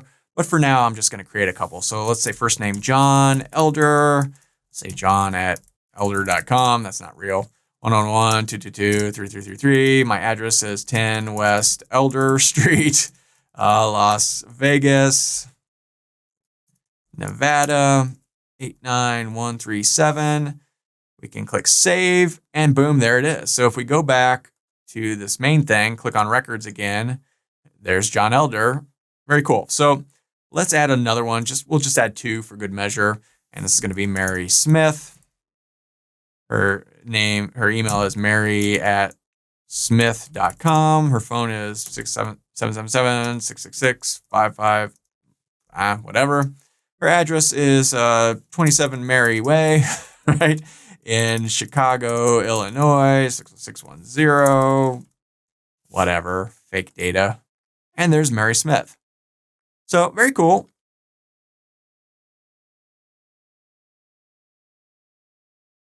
Now we want to be able to view these things from the website. So let's head back over to the website. I'm still logged in as admin, and we want these to show up on the home page when a person is logged in. We don't want this stuff to show up if they're not logged in, but if they are, we want to show up there. So let's head over to our code and start to build this all out. So let's go to our views.py file and let's play around in our home view right here. So first we need to import that model up here at the top. So let's go from .models. We want to import record, right?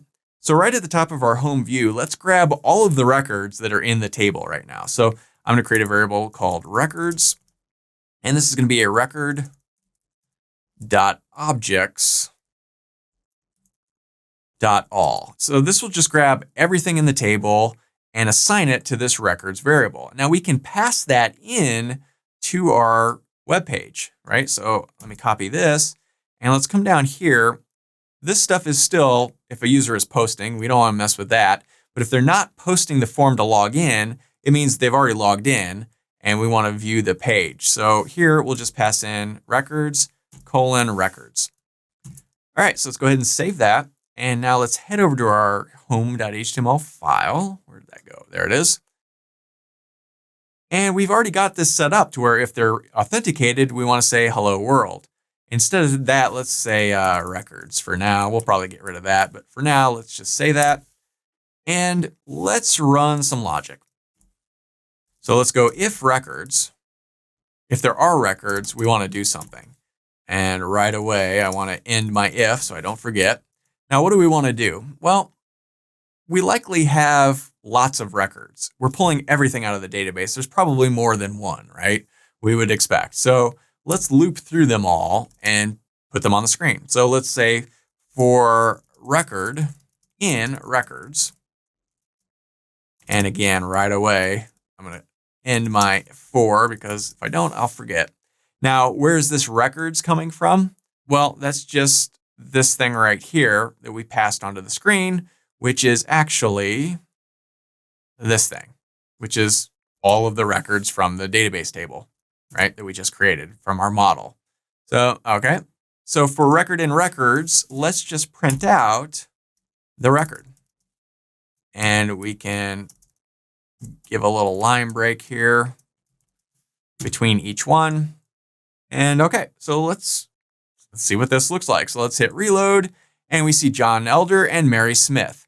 Why is it only putting John Elder and Mary Smith? Where's the rest of the stuff? Well, you'll remember right back here where we defined our model, that's this stuff right here. We've told it only to return first name and last name if we just call the record. So if we call the record, it's going to return first name and last name. All the rest of the stuff is in there. It's all packed in there. We just have to pull it out explicitly if we want, which is what you want to do, right? You don't want to spew out everything like this. So to grab each specific item, we would call record dot whatever. So record dot first underscore name. And let me just come through here and make a few of these. So this would be record dot last name. And I'm just going to paste a bunch of them in here. And just look at our model. These are the things. So next is email. Let me close some of these. So this will be record email. Then we want phone, probably, and you could put these in any order, but I'm just going to go through and put them in the order we have them here. Let's see, this is going to be address, then city. This is very exciting work. Copy paste, city, state, and finally zip code. We could also do, let's see, what else we have? We also have created at. We can output that if you're curious to see what that is. We also have an ID because Django automatically creates an ID. So let's go ahead and save this and see now. I put these on multiple lines, but in reality, the HTML is going to print it all out on one line. And we see, sure enough, there it is. John Elder, john@elder.com, 111, blah, blah, blah, blah, blah. Mary Smith, same deal. So this is hard to read, even with a couple extra line breaks here.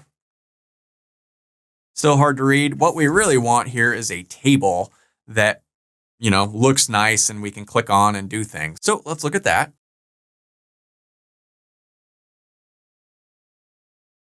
And to do that, we're going to head back over to Bootstrap.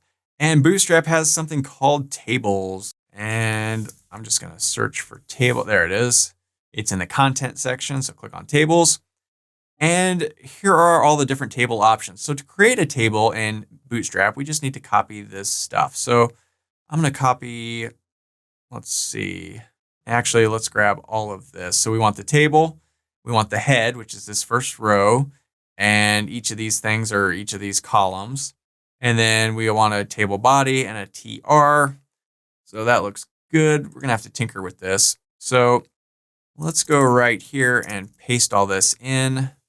There we go. We also need to close all those things. So let's come down here to the bottom and grab those closing tags. And we'll just paste all that in. Okay. Maybe tab that over. So this is our table head. And so the first thing is going to be name. And we'll smush the first and last name together for one name. Then after that, it's going to be email, then phone, then address. And we're going to need a few of these. So after address is city, then state, then zip code. Then we probably want the created at, maybe, and then ID. So let's save this and just refresh to see if that looks okay. And we're getting smushed in here, so we'll have to play around with this a little bit.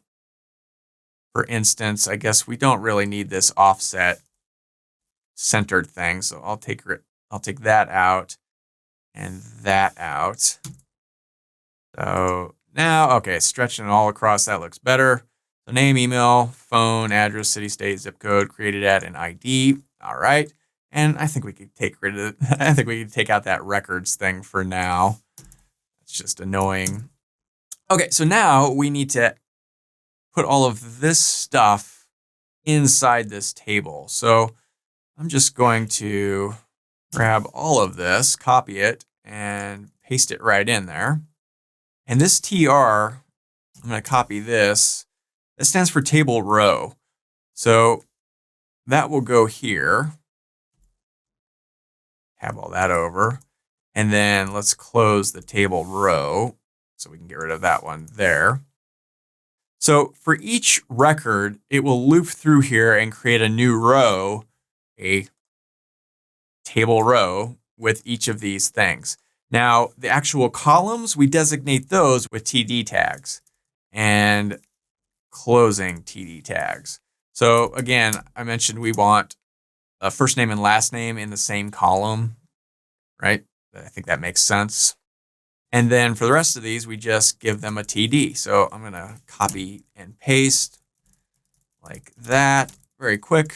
And then same thing here, we want to close our TD tag. So let me just sort of paste this in. That's pretty fast. I got skills. Right.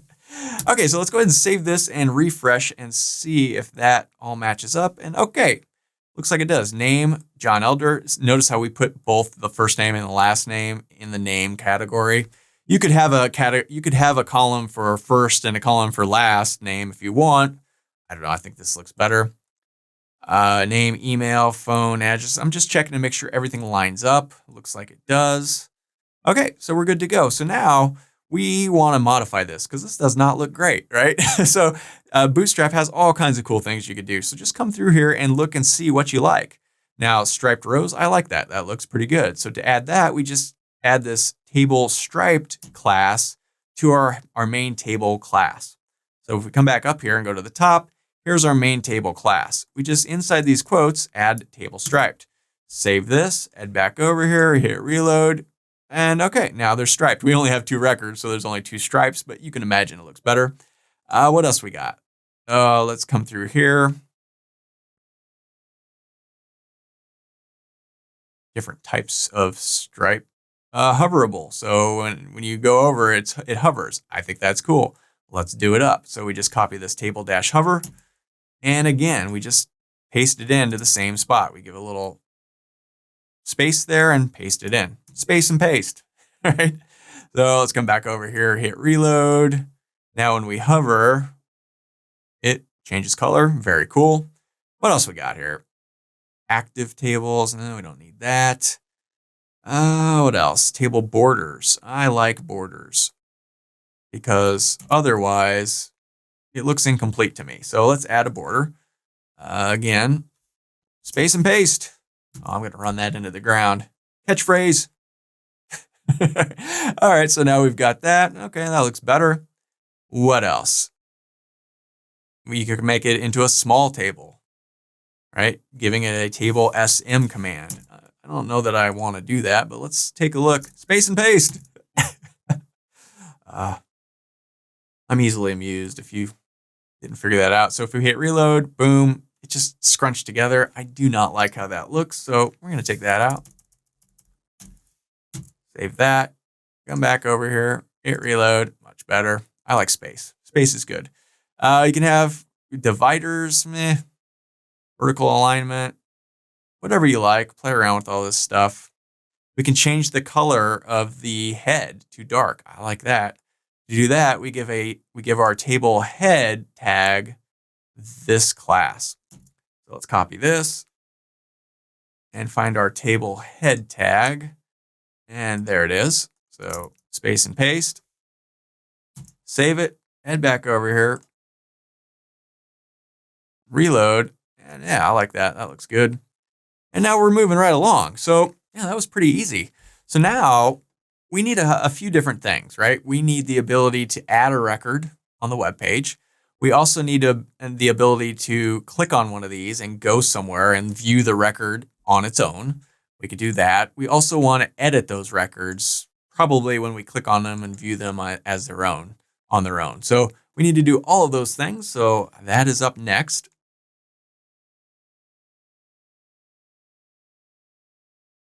So yeah, let's make this ID clickable. So when we click on it, you can do the same thing for the first name if you want, have it clickable. And then let's go to a separate web page where we can view just that record, right? So let's head back over to our code, hit our urls.py file. We need a URL for that. So I'm just going to copy this last guy here. And let's call this record because we want to look at specific records. And now we want to pass something. We want to pass an integer as a primary key, right? And you'll see what this is in just a second. We want to point this to views dot, let's call this, I don't know, customer underscore record. And let's point this to record. Go ahead and save that. Now head back over to reviews.py and let's come down here and let's define customer underscore record. We want to pass in the request. We also want to pass in that primary key. What primary key? Well, if we go back to our urls.py file, that's this thing right here, right? So this will essentially look like, localhost :8000 /record /2, right? And the reason why is because that 2 will be the primary key that will pass into the view. It'll come in here, and then we'll take that 2 or whatever, and we'll pump it into the database and say, hey, return record number 2, right? So we know, for instance, that Mary Smith is 2, and then Django will return Mary Smith's record. So that's just a very quick and easy and normal way to look up specific records from a web page. So let's head back over here and let's build this guy out. So we probably don't want everybody in the world viewing these records. We probably only want you to be able to see them if you're logged in. So we can check right here if you're logged in or not. So we could go if request.user.is_authenticated. Then let's look up that record. So look up record. How do we do that? Well, I'm going to create a variable called customer_record. And we're going to set that equal to record.objects.get. And we want the ID to equal PK, which is that number that got passed in with our request, right? And the ID, of course, is the ID from our migration. This guy, right? It's our primary key, right? They're unique. Everybody's record has a unique primary key. So you'll notice this lookup thing here. If we come back here to our home page, we looked up record.objects.all to get all of the objects. To get a single object, we call record.objects.get and then pass in the ID that we want to get. And then it will take that record and assign it to this variable that we can then pass on to the web page and view on the web page. In the same manner we've done other things like that, like here and here, all right? So let me grab this guy and just copy it and paste it underneath here. Instead of going to register.html, we want to probably go to what? Record.html. And instead of passing form, we want to pass the customer record. So boom and boom. Okay. Now, that's if the user is authenticated. If they're not, then let's create a little message. And I'm just going to come up here to one of these other messages and copy them, paste them in. Make sure they're tabbed correctly. And let's throw up a little message that says, you must be logged in to view that page. ... And then we'll redirect them to the home page. So, okay, let's go ahead and save this. Now we need a record.html page. So I'm going to copy this. Remember, Django is always a 3-step process when you're creating something. You need a URL, you need a view, and you need the page. So this is the view. We already did the URL. Now we just need the page. Head over to templates, right-click new file, file save as, and we want to save this as record.html or record.html. And then let's grab maybe our register page. I just want to copy these things here very quickly, our block tags. And here, let's just say customer record. For now, we'll change this in a second. I just want to make sure this works for now. And there we go. So let's give this a try. So let's head back over here and let's go to record/1. And when we do, it says customer record. Good. Now, if we're logged out and we go to record/1, it says you must be logged into the view of this page, and it sends us back to the home page. All right. So let's log in here.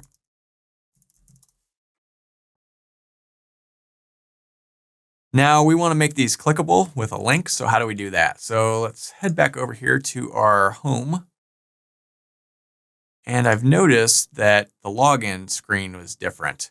So let's go back to our register page and let's grab this div. We took it off a bit ago, so this entire table would fit.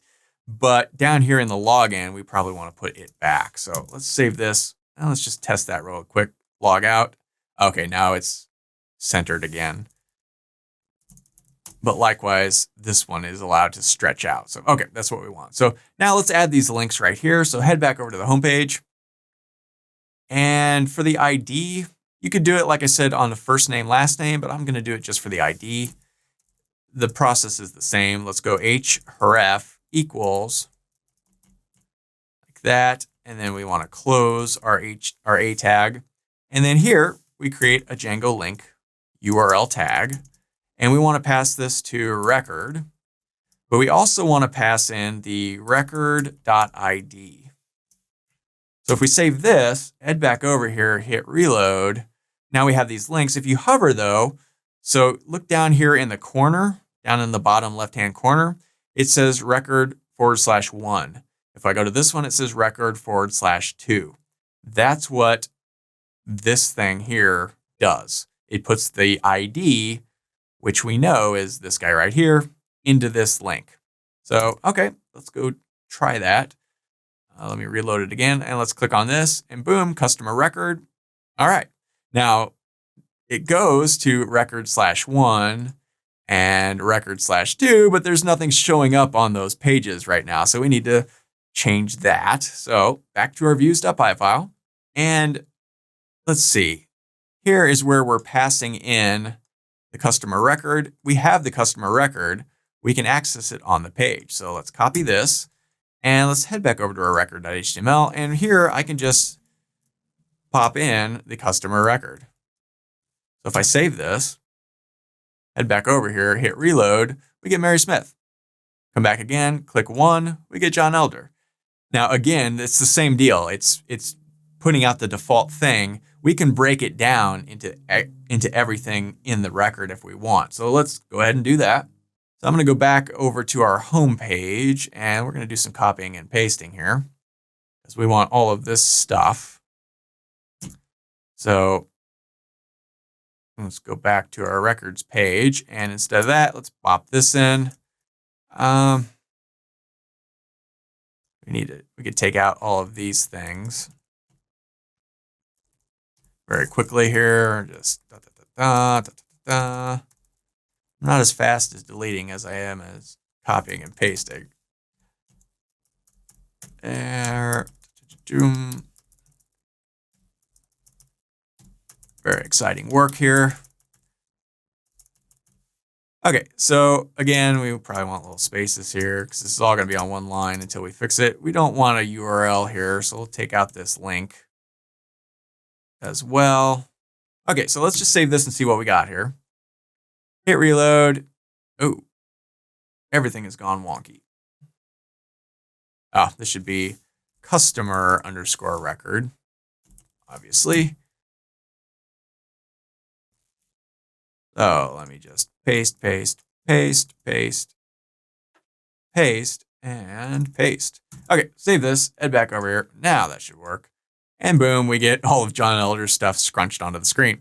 So, all right, that's not great. We need to want to format this a little bit. So let me just move this over, make it look nicer. And we can start out by adding some line breaks. So let me copy this. There we go, save this, head back over here. All right, that's looking a little bit better. Not a whole lot better, but let's see. We're missing a first name and last name here. Oh, I forgot to add this. This is what happens when you copy and paste. All right, there we go. That's easier to read. So now, all right, so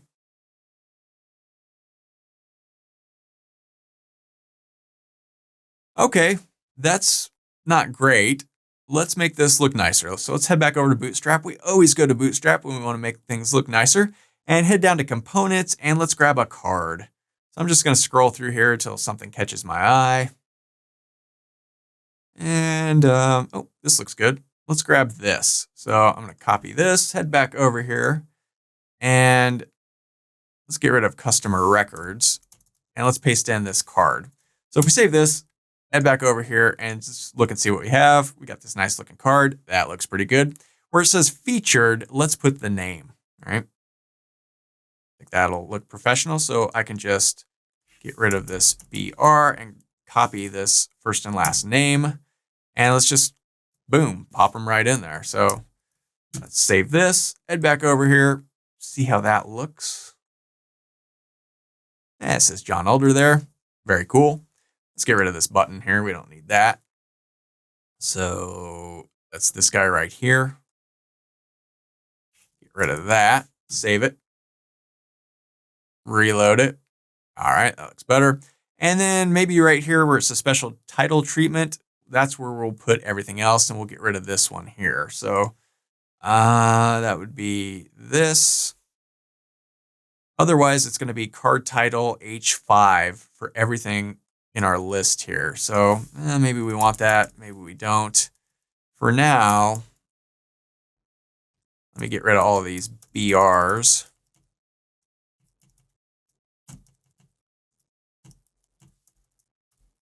There we go. And we could just copy all of this stuff. Control C to copy, or right click and copy.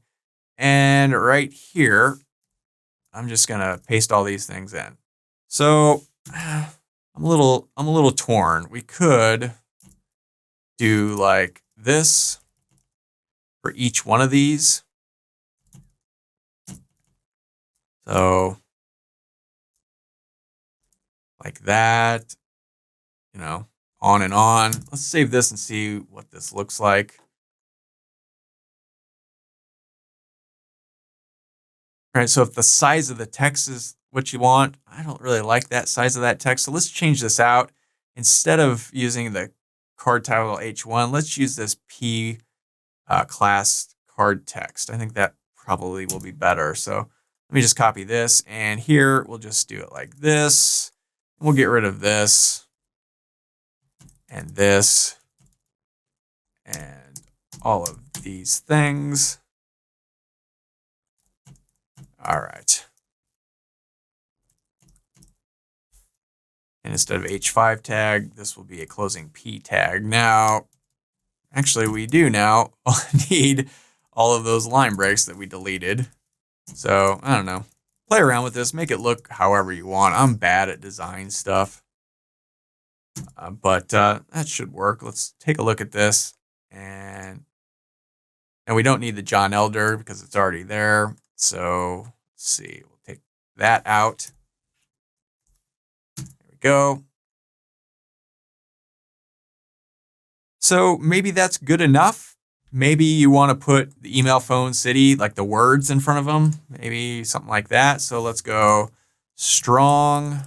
Let me copy this for each of these guys.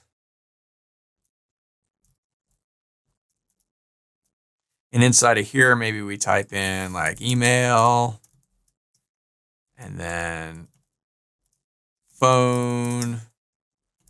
This is becoming unruly. Address. So you probably want to put some spaces around here. So city, right? State, zip code,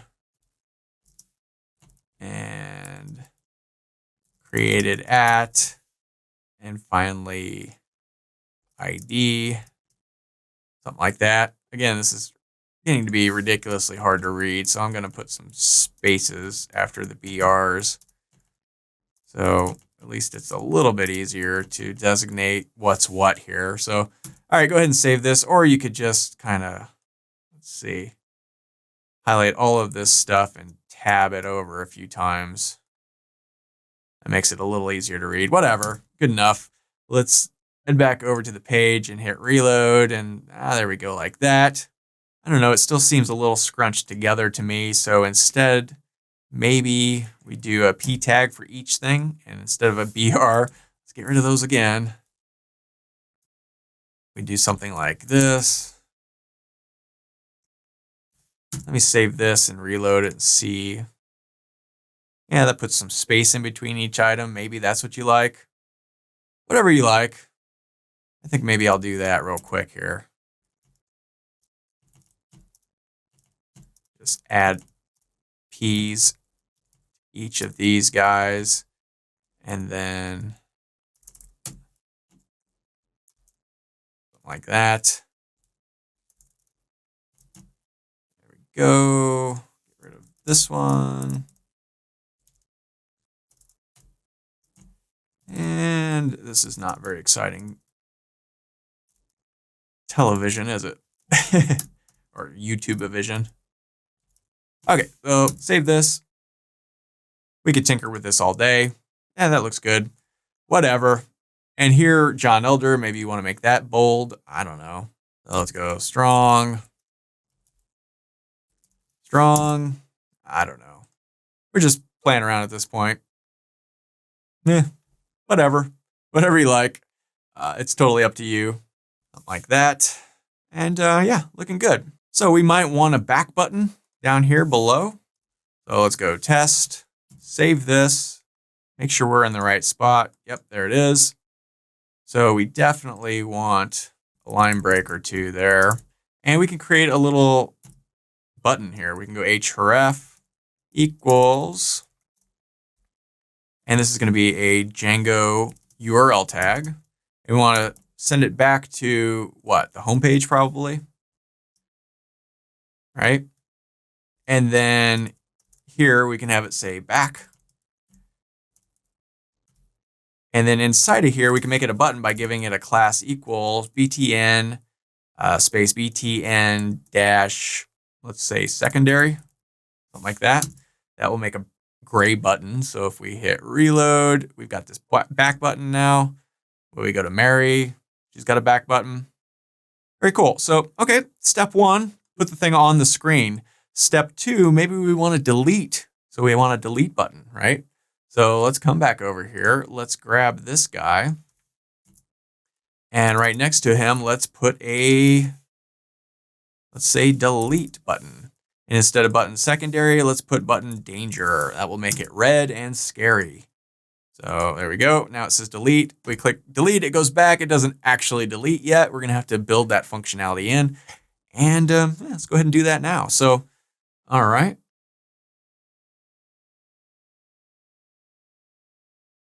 What are we doing here? We're doing a thing in Django. Things in Django are always three-step processes. You need a URL, you need a view, and you need the thing. In this case, we don't need the thing. We're not sending them to a delete page. We're just doing an action. So we actually only need two things this time. But we can start to do that. Head over to urls.py file, and let's copy this guy and paste it in. And let's create a new path, a new URL. And instead of calling this record, I'm going to call it delete_record. Again, we still want to pass this primary key because we need to know which record to delete, right? So that makes sense. And here, instead of customer record, let's call delete record. And for the name, again, let's call delete_record. So, okay, that looks good. Save that, head back over to our views.py file, and let's create a new view.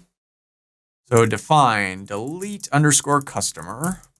Pass in our request. We also want to pass in that primary key so we know which record to delete. Very important. And deleting records is pretty easy. It's sort of like logging out. There's not much to it. So I'm going to create a variable called delete it, right?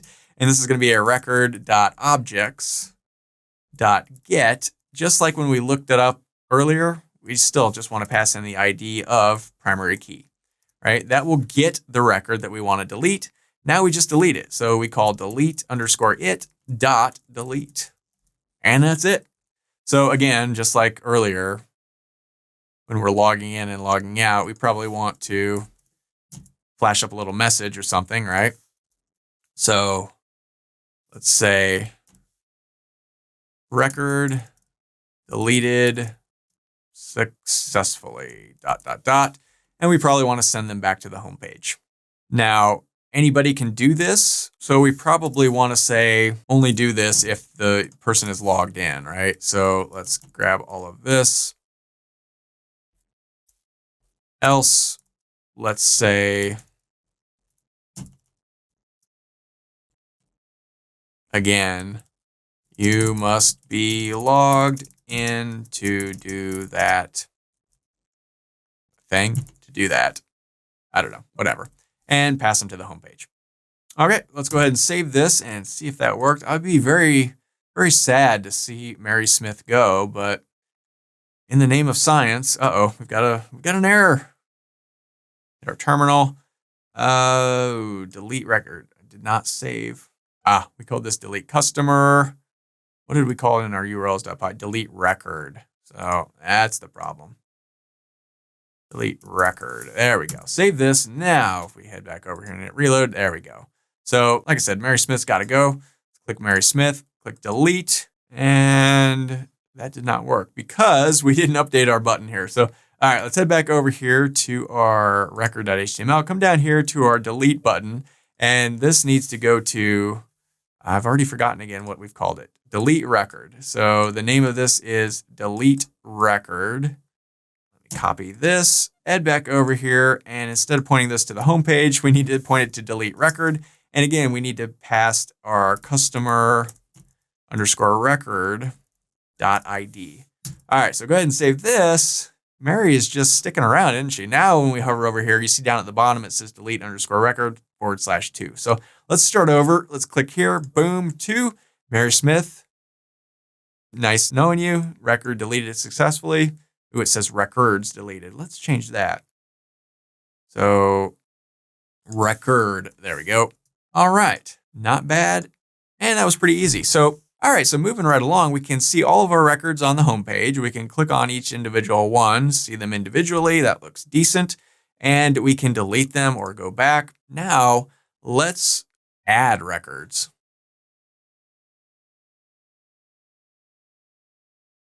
So let's head over to our urls.py file. And I'm going to grab one of these. And let's call add underscore record. And this is going to be views dot add underscore record. And here the name, we'll call it add underscore record. So that looks good. I'm going to go ahead and copy this. And let's head back to our views.py file and let's create a new view. So let's define add record. We pass in our request as always. And let's see, let's come up here and grab one of these guys here. Come down here, paste it in. So again, we're going to point this to add underscore record.html. We haven't created that yet. So let's do that. We don't need to pass anything in just yet. We might later. We'll see.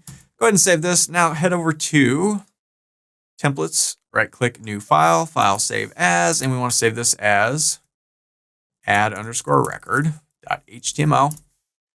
And again, let's head over to our record page and grab these basic things. And let's say h1 add record. And head back over here again, grab the end block, paste that in. Okay, that looks good. Now let's add a link to this in the nav bar. So let's head over to our templates /nav bar. And we probably only want to see this if a user's logged in, right? So that's going to be in our is authenticated block, right? So let's say right here, let's give this a link to add record. And we want to point this to add underscore record. Save it, head back over here, hit reload. Now we have this add record link. When we click it, it goes to this add record page. And yeah, looking good. So, all right, let's build out this add record page. This is getting exciting. So let's head back over here. I'm going to go to my home page and come down here and grab this centering thing that we've been playing with in the past. And let's add a little line break. And let's also go back here and grab our form stuff here. So we'll grab this. And what else? We need this closing stuff and a button. So we'll just copy this. As we go along, this gets easier because we can just reuse code that we've already played with in the past. So here, let's have it say add record. And instead of pointing it to home, we want to point it to add underscore record. Okay, that looks good. And let's just create a form for this. So let's go form.as underscore p. And like I said, we're going to create a Django form for this. So, all right, that looks good. So now let's head back over here and let's go to our forms.py file and let's build out this form. So here's our sign up form. We could just come down here below it and create add record form. So let's create a class and I'm going to call it add record form. And this is going to inherit forms.model form like that. Now we don't have to import model form because we've already imported forms. So up here, we from Django import forms. That will allow us to use the model form. And a model form is just what it sounds like. It takes a form and adds it to the model. Our model is the record model, so we need to import that. So let's go from .models. We want to import record. And now we can use that on this page. So let's come down here and build this guy out. So we want a first underscore name. We want a last underscore name. We want, well, basically all the things from our model.py file. So first name, last name, created at. We don't need that because Django does that for us. But we need email, phone, and address. So let's go email, phone, and address. What else we got? City, state, zip code.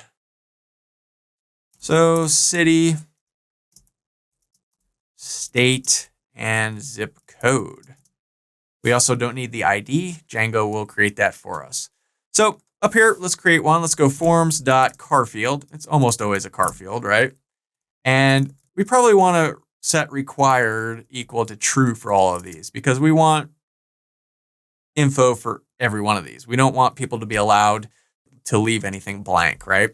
So, okay. So like earlier, we need to set a widget, and this is going to be a forms.widgets.text input. And again, we need our adders, curly brackets. And here, let's give this a placeholder text of first name.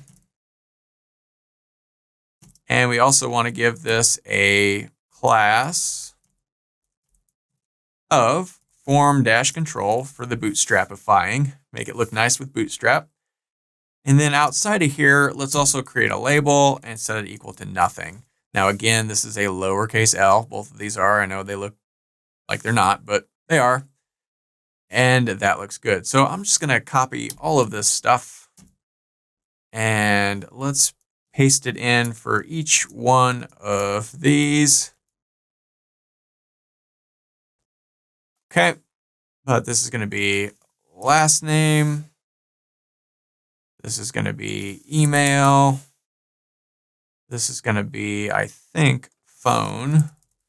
Let's make sure. Yep, that looks good. Address, city, state, zip code. So address, city, state, and zip code. Okay, that looks good. So I know this is kind of hard to read. Again, you can look at it on my GitHub page if you need to.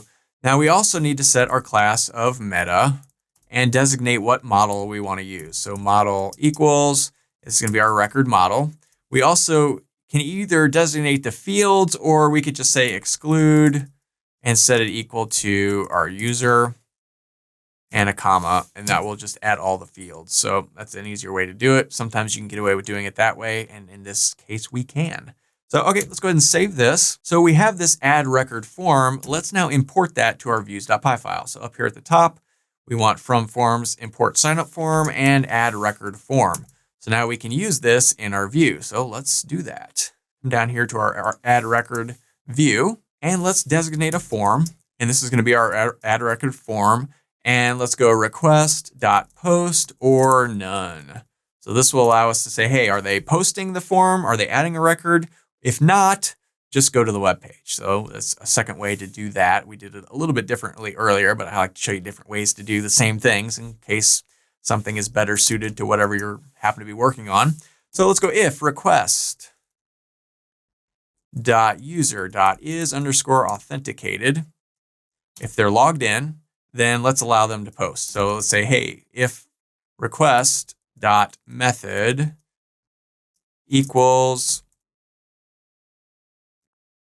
post, then again, from earlier, we know we need to say, hey, is this thing valid? So let's go if form.is_valid. Then what? Well, let's add underscore record. equals form.save. And again, let's messages.success, pass in our request, and let's say, I don't know, record added, whatever. And then let's return redirect to the home page. All right. Otherwise, if they're not posting, then we just want to, well, do this guy. Make sure this lines up with this if statement for the post, right? But we want to pass in the form. So form : form, because we want that form to show up on the page. If they're not filling out the form, it means they want to fill out the form. So we need to pass the form onto the page, right? All right. Else, so if they're authenticated, do all this stuff. Otherwise, they're not authenticated. So we need to send them a little message. Let's just copy this. Right. And let's just say what? You must be logged in, whatever.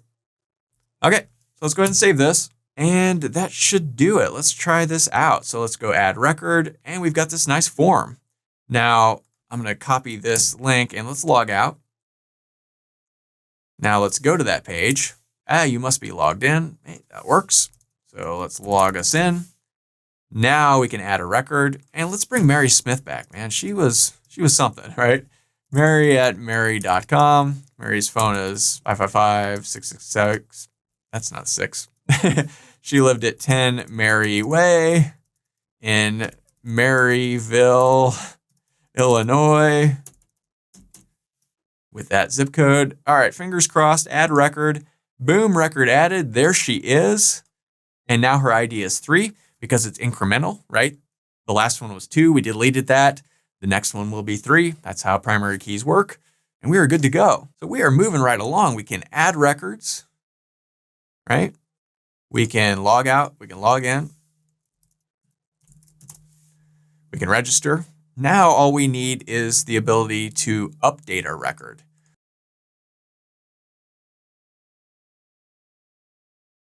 So let's come through here, head back over to our record page. And where did that go? Right there. And let's grab this. Now let's grab this link here. And let's say what? Update record.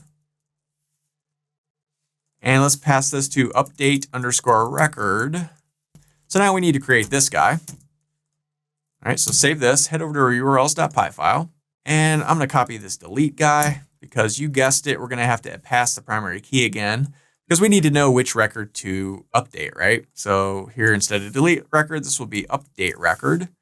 And this will point to our update record view. And let's call this guy update record. Okay, so save that, head over to our views.py file. And let's define update_record. We want to pass in our request as always, and also that primary key because we need to, like I said, look up which record to update. And we only want to allow this if somebody's logged in as always. So I'm just going to copy this guy. And if the request.user. is authenticated, what do we want to do? Well, let's grab our current record, right? And this is just going to be the same thing we've done before. Let's just grab this. So this is going to be record.objects.get, the ID of whatever that primary key is, assign that record to this current record, and now we can play with it. So we can use this add record form. So I'm going to just grab this whole thing, copy it, and paste it. Now, what we want is when somebody goes to this page and this form pops up, we want it to be already, propagated with whatever the record is. And we can do that by just passing right here where it says or none. We could just give this an instance of the current underscore record. And we've defined what that current underscore record is right here. It's the record with the primary key that we passed into the page, right? We've grabbed that record. We can pass it back to the page in an instance of it, just like that. So very, very cool. And actually pretty simple. So now we've done, hey, are they posting or are they doing nothing? If they're doing nothing, it means they want to post. They're going to change something and then resubmit it.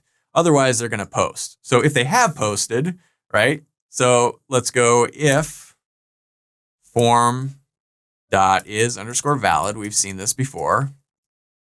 We just want a form.save the guy, right? And then let's throw up a little message because we're merry and helpful people, right?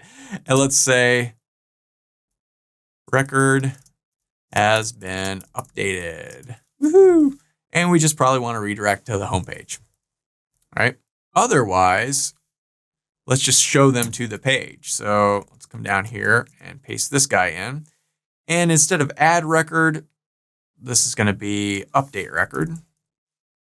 And we still definitely want to pass in that form, right? Which is this guy.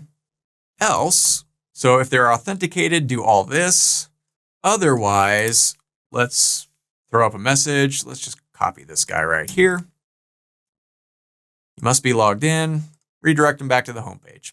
Okay, so now we need this update record.html page. It's easy to forget about that guy, but let's go ahead and save this and head over to our templates. Right-click New File, File Save As, update_record.html. And again, let's just kind of grab some stuff here. Actually, let's grab all of this stuff. We're probably going to need it. So we don't even need this. Let's get rid of this action. Let's streamline this stuff. CSRF token, form as P, add record. Let's change the button to say update record. Yeah, pretty much everything is going to be the same. We have this guy here. We never really closed that div tag, which means we probably didn't over here either in our add record. That's just bad form. It still works, still valid. It's just not good form. So, okay, update record. That looks good. So now if we head back over to the web page, we need to fix our button here. So this is on the regular record page. So let's go to our record.html. And down here, we created this update record, but we need to pass the customer_record.id so we know which one to update, right? Obviously. Let's go come back over here, hit some reloads. All right, so Mary Smith, here she is. We want to update her. Boom, here is the form. It's already filled out with Mary Smith stuff, which is awesome. Notice there's no field for ID. We don't want to be able to change the ID. That's the primary key. You can change that. And you also don't want to be able to change the created at field because that's no good either. You could add an updated at field if you wanted to. I'll leave that to you. It's the same principles as the created at field. You would just, tinker around and add it here. But let's change Mary to Mary 2, update record. Record has been updated. It says Mary 2 Smith, and that seems to have worked. We come back here. We want to change it back. Get rid of that, update record, boom. Record has been updated and we are good to go. I think that's it. I think we are done, right? Has everything you would want to do. We can register, we can log in, we can log out, we can see all the records, we can add a new record, we can, maybe we want to put a button here that says back. I don't know. We can click on an individual record to view it, we can delete it, we can update it, we can go back. Yeah, let's do that. Add record page very quickly. Down here, let's just create another button. And instead of it saying add record, let's have it say back. No, actually, let's go to our record page and let's grab this back guy because it's an actual link, which is easier. And we're just going to copy and paste. All right, save that. Now, when we come back here and hit reload, it says back. Yeah, that's nice. Right? And we're good to go. We've got the link here to click on the ID. Maybe you want Mary Smith to be clickable as well. Or instead, we could do that. Go to our home page and come up here and let's just grab this link. And like I said, we could just as easily add it to our first name and then close it right here. Save this, head back over here, hit reload. Now the names are clickable instead of the ID. When we click on John Elder, it goes to John Elder. we could, just as easily put another column here that says, click here to update. If you wanted to update from this page, we could do that as well. It's trivial. I'll leave that to you. I'm going to take this out because I think that's kind of ugly. So I'm just going to hit undo a couple of times here. Save this, head back over here, hit reload, and we are good to go. Now, one last thing. Let's push all this final code to GitHub so you have the updated code.